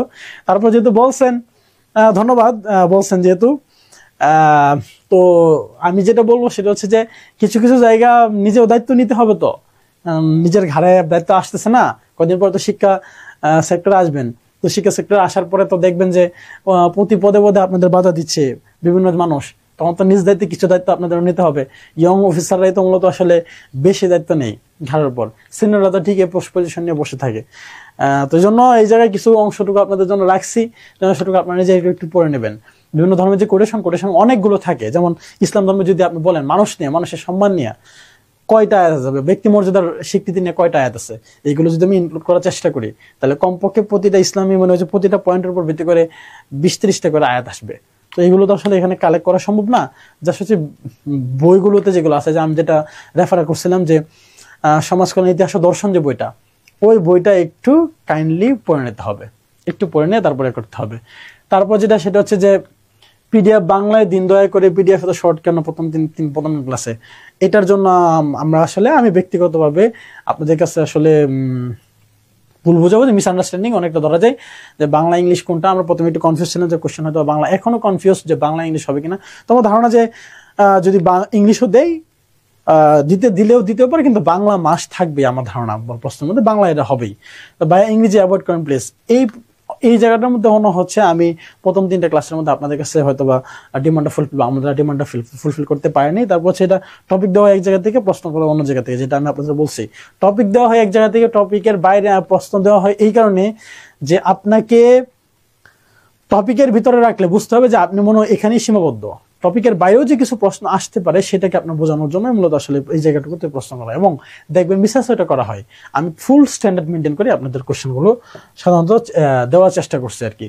তারপর যেটা সেটা হচ্ছে পরীক্ষার আগের দিন কেন পিডিএফ দেন না ইত্যাদি, এই বিষয়গুলো অনেক সময় বুঝতে পারতেছেন ব্যস্ততা থাকে, ভাইয়ার হয়তো বা টাইম টেবিল মতো মানে ঠিকঠাক মতো দিতে পারে নাই হয়তো বা, এগুলো আসলে ক্ষমাসুন্দর দৃষ্টি দেখতে হবে। বাট পড়াশোনার জায়গাটা মনে হয় যথেষ্ট সময় পাওয়ার সুযোগ থাকে, স্লাইডটা অত খুব বেশি বড় থাকে না। তার ব্যবহার সিলেবাসে নাই যে কমেন্টটা ছিল, একটা গুরুত্বপূর্ণ কমেন্ট, মানে সমালোচনামূলক কমেন্টগুলোর মধ্যেও যেগুলো ছিল হচ্ছে খুবই মানে আমার জন্য শিক্ষণীয় অথবা সবার জন্য শিক্ষণীয়, সেটা বিভারেজ রিপোর্টের কথাটা আমি আগে বলছি। ওয়েলফেয়ার স্টেটাস আছে মানে হচ্ছে বিভারেজ রিপোর্ট পড়তে হবে।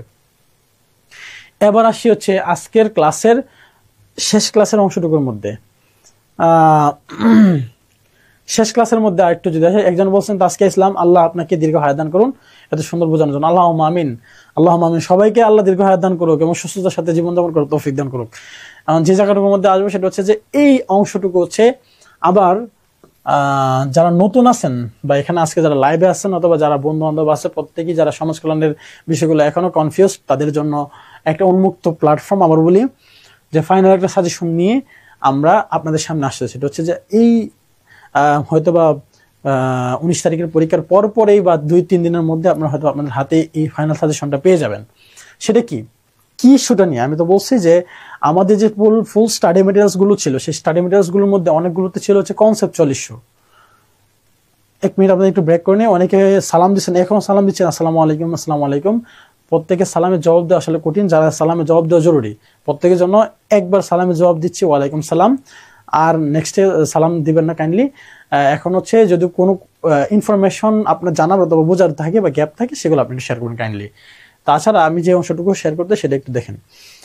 আজকে ক্লাসের এই অংশটুকু ছিল একটা গুরুত্বপূর্ণ বা core point of this class অথবা core point of this solve class. সেই ক্লাসের মধ্যে যেটা বলছি সেটা হচ্ছে যে একটা ফাইনাল সাজেশন আমরা দিব।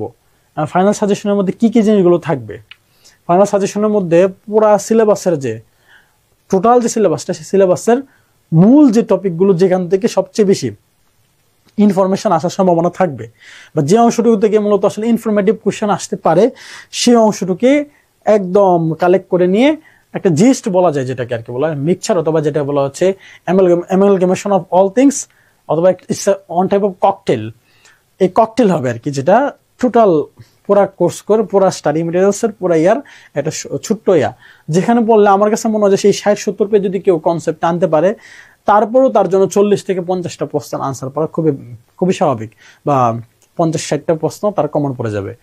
তারপর যেটা সেটা হচ্ছে যে অধ্যায়ভিত্তিক গুরুত্বপূর্ণ কিছু প্রশ্নগুলি থাকবে, মানে অধ্যায়ভিত্তিক কিছু প্রশ্ন আপনাদেরকে দেওয়া হবে, একদম সর্বশেষ চ্যাপ্টারের মধ্যে থাকবে এটা। তারপর যেটা কোন কোন টপিকগুলো কিভাবে রিভিশন করতে হবে সেটা নিয়ে আরেকটু ডিটেলস মানে কথাবার্তা থাকবে প্রত্যেকটি। যেমন আমি আপনাদেরকে হয়তোবা ক্লাসের মধ্যে এটা ইন্ডিকেট করে দিচ্ছি যে ক্লাসগুলোর মধ্যে ইন্ডিকেট করে দিছি কোন অংশটুকু কোন বই থেকে পড়তে হবে। এই অংশটুকু আমি হয়তো যে পরবর্তী যে সাজেশনটা আসবে সাজেশনের মধ্যে আমি একদম দিয়ে দিব যে এই অংশটুকুর মধ্যে বইয়ের এত এত পেজ থেকে মূলত একটু পড়ে নিলে ভালো হবে, বা এই অংশটুকু এই পেজগুলো একটু দেখে নিলে সহজ হয়ে যাবে, এইভাবে হয়তো ডিরেক্টলি বলে দিব। তারপর যেটা আছে সেটা হচ্ছে যে সবচেয়ে গুরুত্বপূর্ণ 200 প্রশ্নের সমাহার ব্যাখ্যা, 200 বা 200+, মানে এই 200+ প্রশ্ন যেটা আমরা যদি ধরি বা যে টোটাল যে প্রশ্নগুলো আছে সেই প্রশ্নগুলো যদি আমরা টোটাল মডেল টেস্টগুলো একটু আইডেন্টিফাই করি, মডেল টেস্টগুলোর মধ্যে দেখা যাবে যে 16টা মডেল টেস্টে 50 করে যদি হয় প্রায় 800 কোশ্চেন, 1300 কোশ্চেন, 1300 কোশ্চেন হবে না হয়তো বা 1200 বা 1100, 1150 এমন কোশ্চেন হবে। এই 1150 কোশ্চেনের মধ্যে 300 কোশ্চেন থাকবে। 300 কোশ্চেনের মধ্যে দেখা যাবে যে এই 300 কোশ্চেন সর্বশেষ যারা মনে করতেছেন যে না আমার কিছু হলেও সমাজকর্ম থেকে প্রশ্ন আমি একটু দেখি পরীক্ষা অ্যাটেন্ড করি, তাদের বলবো এই 200 কোশ্চেন পড়লে আমার ধারণা যে এই 200 কোশ্চেন থেকে অ্যাটলিস্ট মানে 200 কোশ্চেনের ব্যাখ্যা সহকারে যদি কেউ পড়ে তাও এই 20 থেকে 50টা প্রশ্ন এটার মধ্যে আমার ধারণা আসার সম্ভাবনা থাকবে।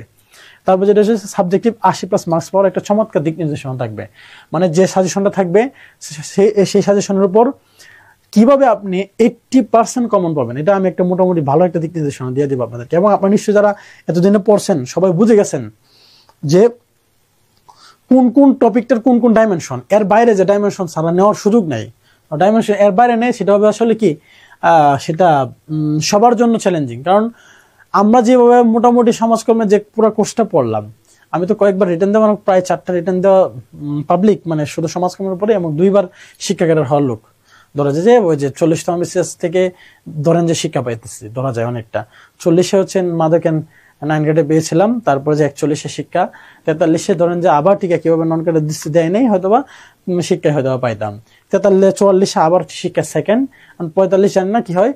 তখন যেটা বলি সেটা হচ্ছে যে আপনার জন্য কথা যেটা সেটা হচ্ছে যে আমি অ্যাটলিস্ট ধরতে পারি যে আমরা যে টপিকগুলো পড়লাম, যে ডাইমেনশনগুলো আপনাকে দেখাইলাম, সেই ডাইমেনশনের মধ্যে 80% প্রশ্ন মাস্ট কমন পড়বে, 80% কমন পড়বে। 20% আমি আগে বলছি 20% বাইরে থাকবে।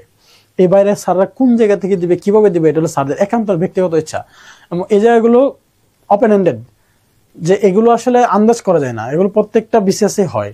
বাট এই 80% কোশ্চেনের মধ্যে যেটা কমন পড়বে সেগুলোর মধ্যে যার যত বেশি একিউরেসি হবে সেই তত বেশি সম্ভাবনা থাকবে তার জন্য যে ভালো কিছু করার। এখন সাজেশন কিভাবে পাবো, একজন প্রশ্ন যে সাজেশন কিভাবে পাবো, কয়েকজন অলরেডি প্রশ্ন করছেন, তার জন্য বলবো যে সাজেশন আপনারা ওই ওয়েবসাইটের মধ্যে যারা অ্যাটেন্ড করবেন অথবা এই এটা সাবস্ক্রাইব করবেন, আর আগে থেকে যারা ছিলেন তারা তো অটোমেটিক্যালি পেয়ে যাবেন, যারা সাবস্ক্রাইব করবেন নতুন করে তারা তাদেরকে এই সাজেশনটা পেয়ে যাবেন আর কি, সাবস্ক্রাইব করতে হবে, অথবা আপনি লাইভ এমসিকিউর মানে কি বায়ার হইতে হবে আর কি, তখনই আপনি শুধুমাত্র এটা পাবেন আর কি। আর নয়তো আসলে এই ওপেনলি এটা সবার জন্য বলা যাচ্ছে না, বাট সবার জন্য যে দিক নির্দেশনা থাকবে এই পার্টটা একটা গুরুত্বপূর্ণ পার্ট। তার আগে বলছি যে এই সাজেশনের মধ্যে যে 80% মার্কসের যে এটা পরবর্তীতে পরীক্ষার পরে হয়তো এখন বলতেন যে ভাইয়া ছাপাবাজি করতেছেন বা কিছু একটা, পরীক্ষার পরে আপনি মিলিয়ে নিতে পারবেন, কারণ আমি মোটামুটি যে আইডিয়াগুলো ধরে পিএসসির প্রশ্নগুলো বিগত কয়েক বছর যাবত দেখতেছি সে অনুসারে আমার ছোট্ট অভিজ্ঞতা থেকে মূলত আপনাদেরকে যতটুকু ডেলিভারি দেওয়ার ততটুকু ডেলিভারি আপনাদেরকে দিচ্ছি। বাকিটুকু যদি এর ডিফারেন্স কোনো কিছু হয় সেটা তো সবার জন্যই কঠিন হবে, এমন কেউ না যে শুধুমাত্র আপনার জন্য কঠিন হবে আর বাকিদের জন্য কঠিন হবে না। যত বেশি কঠিন কোশ্চেন তত বুঝবেন যে কাটমার্ক অনেক শর্ট হয়ে যাওয়ার, যত বেশি সহজ কোশ্চেন তত বেশি মানে কাটমার্ক বেড়ে যাবে। এবং এক্ষেত্রে সহজ কোশ্চেনে আমার কাছে মনে হয়েছে রিস্ক বেশি, আর সহজ কোশ্চেন একিউরেসির পরিমাণ যার যত বেশি ভালো সে তত বেশি টিকবে, আর যার একিউরেসির পরিমাণ যত কম তার তত বেশি সম্ভাবনা কম থাকে আর কি। এবার আসি যে আরেকটা পার্টে, সেটা হচ্ছে যে Q&A part. Now raise your hand, ask your question and listen your boringness and listen your কি বলবো হচ্ছে টেম্পটেশন, মানে আজকের ক্লাসে যে টেম্পটেশনের যে অংশটুকু ছিল আপনার জানার কি কি অংশটুকু থাকে সেই টেম্পটেশনটা আপনার আজকে এটার মাধ্যমে কমান। আপনার কার কি প্রশ্ন আছে ব্যক্তিগতভাবে এখন একটু কাইন্ডলি বলেন। একজন একটু প্রশ্ন করছেন যে ভাইয়া স্যার সমাজকর্মে কাটমার্ক কত হইতে পারে, তার জন্য কোশ্চেন আপনার সবসময় মনে রাখবেন 60 থেকে 65% উপর এখন পর্যন্ত কোনো প্রিলিতেই কোনো ইন জেনারেল কাটমার্ক হয় নাই, মানে 60 থেকে 65%। মানে হচ্ছে 60 মার্কে ধরা হচ্ছে স্ট্যান্ডার্ড। এটা হচ্ছে অ্যাজ ইউজুয়াল প্রশ্ন হলে। আমরা বিগত যে কয়েকটা প্রশ্ন দেখলাম, পরীক্ষা দেখলাম, 46 কথাই না বললাম, 46 ব্যাপারে তো আপনারা অলরেডি অনেক কিছুই কথাবার্তা দেখছেন, চুরি চামারি, তারপরে সেই একবার রেজাল্ট দেওয়া, দ্বিতীয়বার রেজাল্ট দেওয়া, আল্লাহ জানে তার ভবিষ্যৎ কি। তারপরে যেটা সেটা হচ্ছে যে গজবের একটা বিশেষ, গজব বিশেষ, এটা বাদ দিলাম। তারপরে আগে যে বিশেষ ছিল 40 থেকে, আমার যে অভিজ্ঞতা হলো 38 থেকে, ধরো যে 38 থেকে আরো আগে থেকে যদি ধরা যায় 40 থেকে যদি ধরা হচ্ছে 45 পর্যন্ত, তাহলে আমরা নিশ্চয়ই দেখছেন যদি টিকায়, মানে ঠিকানোর পরিমাণটা যদি থাকে হচ্ছে ওই 15,000 প্লাস ক্যান্ডিডেট, তাহলে আমরা নর্মালি কি দেখি, 15,000 প্লাস হলে ওই 60% উপর মার্ক কখনো যায় না। 55 থেকে 60% মার্কস থাকে।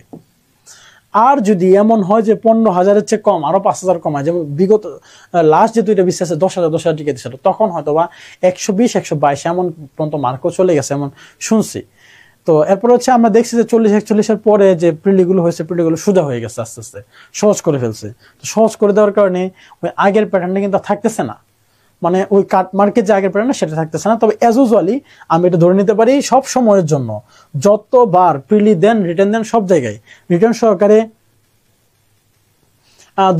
সহকারে মোটামুটি ধরা যায় যে হচ্ছে প্রায়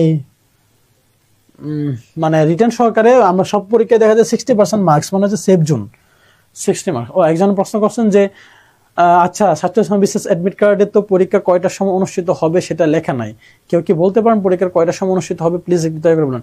আপনি যদি আগে পরীক্ষা দিয়ে না থাকেন তাহলে নিশ্চয়ই আপনার এই ধরনের জ্ঞান থাকার কথা না। আচ্ছা যাক, আগে পরীক্ষা দিলে আপনি জানেন যে পরীক্ষা কখন হয়, সেটা জানাই হচ্ছে ঠিক আগে যে একটা বিজ্ঞপ্তি আসে, নোটিশ, সেই নোটিশের মধ্যে পরীক্ষা 2 দিন আগে বা 3 দিন আগে আপনি দেখতে পাবেন, 47-এর আগে যে নোটিশটা, সেই নোটিশের মধ্যে দেখতে পাবেন। অলরেডি হয়তো জানানো হবে যে পরীক্ষা সেন্টার কবে, কোথায় কত সিট পড়ছে, সেখানে দেখতে পাবেন। তারপর 10টা দিকে এক্সাম, 47তম বিষয় 10টা দিকে, 10 এক্সাম সবসময় 10টা দিকে, 10টা থেকে 12টা এরকম হয়, 2 ঘন্টা। তারপর হচ্ছে 9:30টার মধ্যে এক্সাম হলে ঢুকতে হবে। হ্যাঁ, একজনের আনসার কিন্তু দিয়ে দিচ্ছে অলরেডি, সোহানা ঋতু, যে 9:30টার মধ্যে কমপক্ষে 1 ঘন্টা আগে সেন্টারে যাওয়ার চেষ্টা করবেন, আধা ঘন্টার পরে থেকে নর্মালি হচ্ছে সেন্টার বন্ধ করে দেওয়া হয়। তো এই জন্য সবসময় খেয়াল রাখবেন। অ্যাপে সংকলিত প্রশ্নগুলো থেকে কত % কমন আসবে বলে আশাবাদী? এই প্রশ্নগুলো প্র্যাকটিস করলে সাবজেক্টিভ কত মার্কস পাবো? একজনের প্রশ্ন হচ্ছে ইসরাফিল ভাই, তো উনি প্রশ্ন হচ্ছে যে অ্যাপের যে সংকলিত প্রশ্ন সেগুলো পড়লে কত হবে? 16টা মডেল টেস্ট এবং সাথে হচ্ছে লাস্টে যে ফাইনাল 100 মার্কের যে মডেল টেস্টগুলো হবে, এগুলো যদি কেউ কমপ্লিটলি পড়ে, তার জন্য আমি মানে মোটামুটি 100% না হলেও আমি 80% ধরে নিতে পারি যে 80-90% বা 95% আমার গ্যারান্টি হবে ইনশাল্লাহ যে এগুলো থেকে কোশ্চেনে কমপক্ষে 80% আপনি কমন পাবেন, 80% কমন পাওয়ার সম্ভাবনা থাকবে। 80 বলতে গেলে আমি বলি এটা হচ্ছে যে কনসেপচুয়াল যে ইস্যু, আমরা যে পুরো ক্লাসগুলো করছি, কনসেপ্ট আমাদের ক্লিয়ার হয়েছে না? কনসেপচুয়াল ইস্যুগুলো তো আপনার কমেন্ট পড়বেই, কারণ এটা হচ্ছে এই প্রশ্নগুলো তো আমি অ্যাভয়েড করছি। এই প্রশ্নগুলো অ্যাভয়েড করলেও আপনার যে টোটাল ক্লাসগুলো করছে, ক্লাসের উপর তো কনসেপ্টটা ভালো হইলো, ওটার উপর ভিত্তি করে যে প্রশ্নগুলো হবে সেগুলো আপনি পারবেন। কিন্তু যে সলিড যে কোশ্চেনগুলো হবে, কোশ্চেনগুলোর মধ্যে আপনি 80% কমন পাবেন ইনশাল্লাহ। কিন্তু অ্যাজ ইউজুয়ালি যে ওই যে উচ্চতর দক্ষতামূলক বা দক্ষতা বা প্রয়োগমূলক যে প্রশ্নগুলো, অনুধাবনমূলক প্রশ্নগুলো যেগুলো আছে, সেগুলো আপনাকে আমাদের ক্লাসের উপর ভিত্তি করে অথবা আমাদের প্রশ্নগুলোর উপর ভিত্তি করে স্যাররা প্রশ্ন করবেন। তো সেটা এখন আপনাকে বুঝে নিয়ে আন্ডারস্ট্যান্ড করে করতে হবে। এবং জানেন নিশ্চয়ই যে প্রশ্নের সাথে সাথে এক্সপ্লেনেশন আছে। এক্সপ্লেনেশন যাদের পড়াটা সুন্দর থাকবে তাদেরই কিন্তু প্রশ্নের একুরেসি মানে আরো বেশি পরিমাণে প্রশ্ন একুরেট করার সম্ভাবনা বেশি থাকবে। তারপর কি বলছে স্যার, সাবজেক্টিভ আর জেনারেল দুইটা মিলে কি পাস ধরা হবে নাকি আলাদা আলাদা? এটা একটু কনফিউজড, কারণ হচ্ছে যেটা বলছে যে সাবজেক্টিভ জেনারেল দুইটা মিলে কি পাস ধরা হবে নাকি আলাদা আলাদা, যেহেতু আগে নর্মালি হচ্ছে 2 অংশ মানে 200 মার্কের প্রশ্ন, 200 মার্কের মধ্যে ইন জেনারেলি কতটুকু পায় সেটার উপর ভিত্তি করে কেউ একটা সাবজেক্টে ফেল করলেও তার অন্য সাবজেক্টে পাস হয়ে যেত।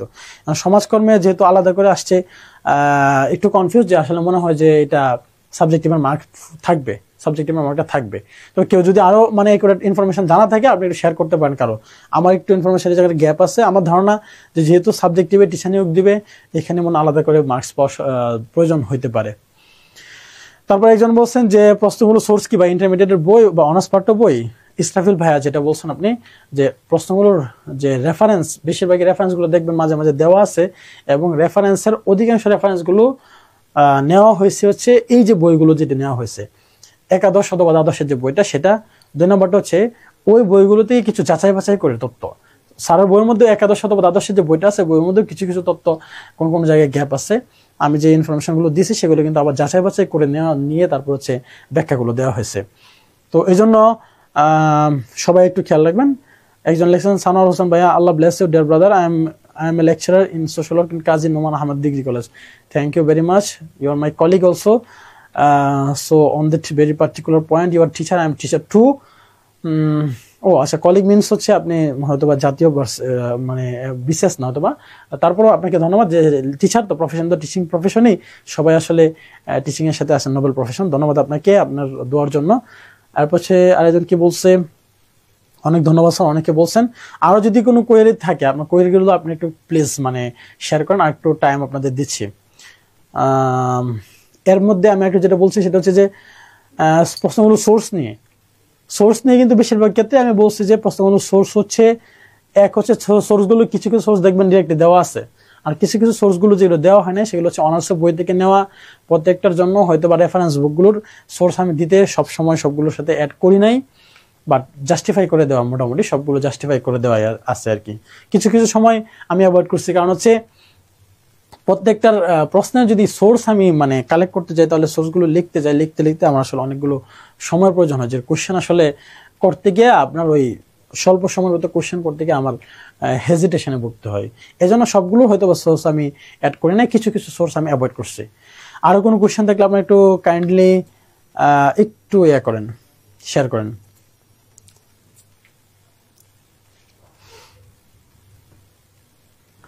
আজকে যে টোটাল যে ক্লাসটা, টোটাল যে লেকচারটা হয়েছে সলভ ক্লাস যেটাকে বলে আর কি, এই সলভ ক্লাসের ব্যাপারেও যদি কোনো কোশ্চেন থাকে সেটাও আপনি প্রশ্ন করতে পারেন, যে এটার মধ্যে কোনো গ্যাপ আছে, অথবা আপনার আগের যে লেকচারগুলো ছিল সেগুলোর মধ্যে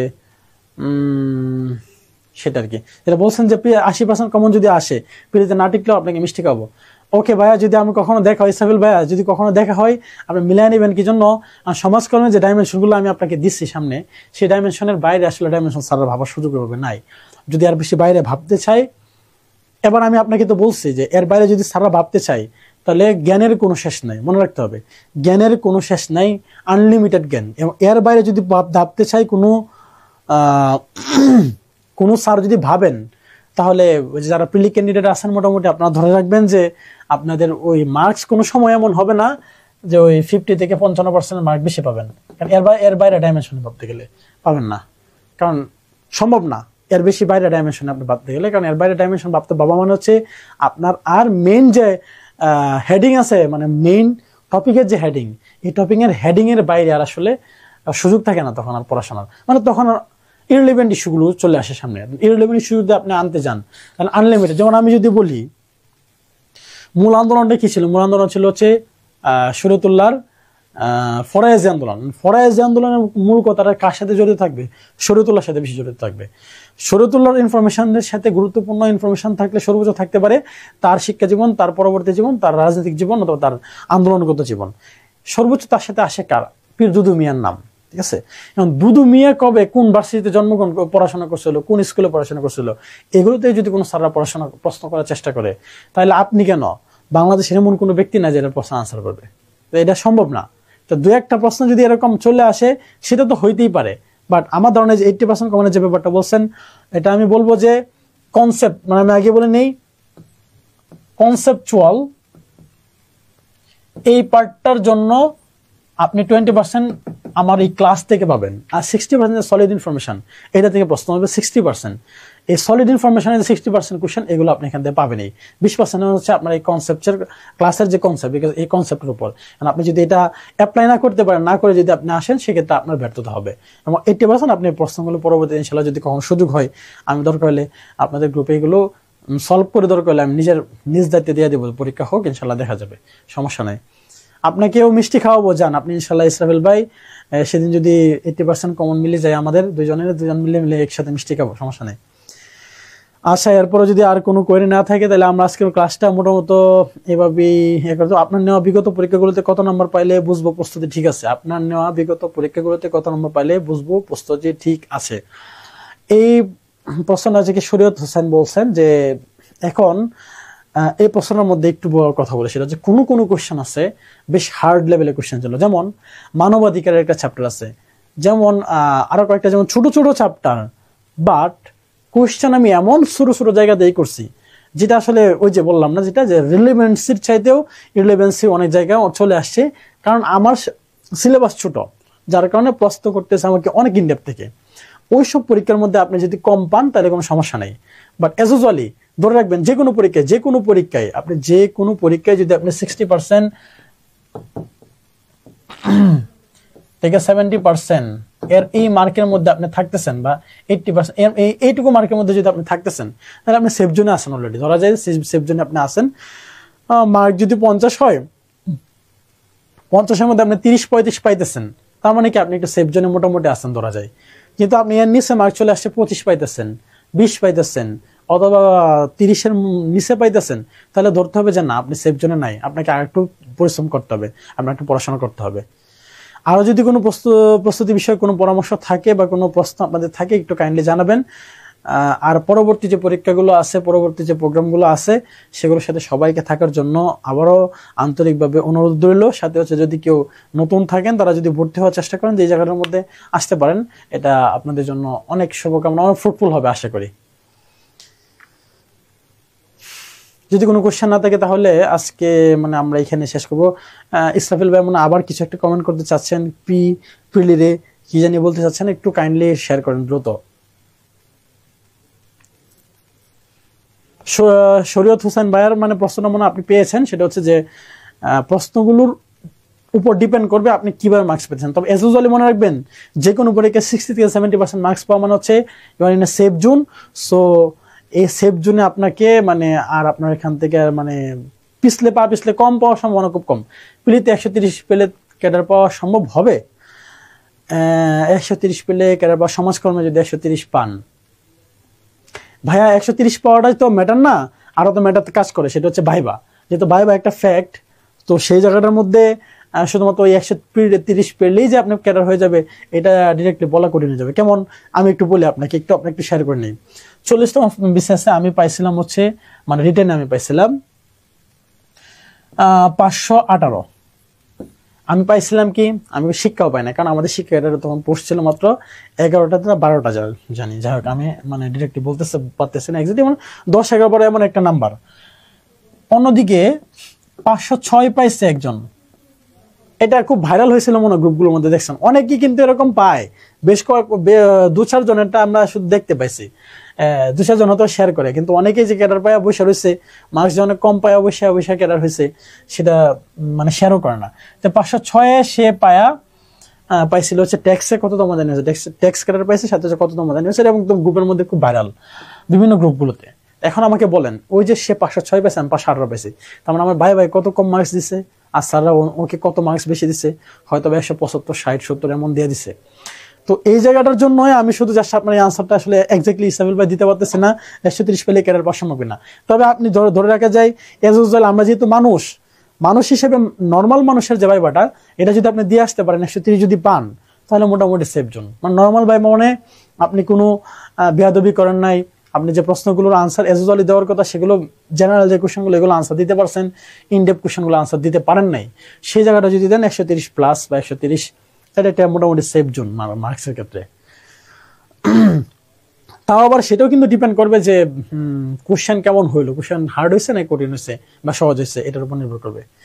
বাই দ্য ওয়ে, এই যে যেটা বলছেন টোটাল কত পেলে ক্যাডার হওয়া যাবে সেফ জোন, সেটা হচ্ছে, ও আচ্ছা, আপনি যে বইটা থেকে তথ্য নিয়েছেন সেটা কি অক্ষরপত্র প্রকাশিত? ভাই আমি 2-3টা বই পড়ছি, মানে 2-3টা বইয়ের কালেকশন নিয়েছি। এটা হচ্ছে অক্ষরপত্রের একটা বই, আর শহীদুল্লাহ স্যারের যে কোশ্চেন, অক্ষরপত্রের বইটা হচ্ছে সবচেয়ে বেশি ফোকাস করছে, কারণ এই বইটা অনেক ভালো লেগছে ইন্টারমিডিয়েটে।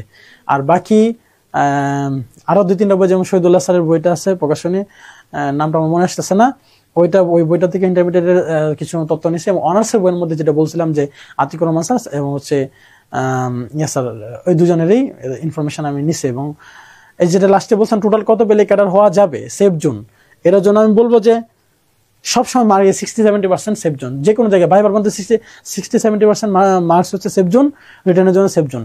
এই হিসাবে আপনি মিলিয়ে নেবেন যতটুকু হয় ভাইবার জন্য যে 60% মার্কস কতটুকু হয় এবং রিটার্নের জন্য কতটুকু 65% বা 70% মার্কস কতটুকু হয়, এটা একটু মিলিয়ে নেবেন, তাহলে মনে করি আশা করি সহজ হয়ে যাবে ইনশাল্লাহ। তো আজকের মতো এখানে আপনাদের সামনে শেষ করছি। যারা এই দীর্ঘ সংগ্রামের সাথে আমাদের সাথে ছিলেন এবং পরবর্তী সময়গুলোতে থাকবেন, তাদের জন্য অসংখ্য শুভকামনা। এবং পরবর্তী পরীক্ষাগুলো দিয়ে পরীক্ষায় যারা অনেকে শিক্ষার্থীরা আসবেন এবং যারা সফল হবেন এই গ্রুপ থেকে আমাদের টিচিং প্রফেশনের মধ্যে আসবেন, তাদের প্রত্যেকের জন্য শুভকামনা রইল এবং সবচেয়ে মেধাবী মুখগুলো যেন আমাদের পরবর্তী কলিগ হয় সেটা আমি চাই এবং সর্বোচ্চ শুভকামনা এটার জন্য রেখে আজকের মধ্যে এখানে শেষ করছি। ধন্যবাদ সকলকে। আসসালামু আলাইকুম।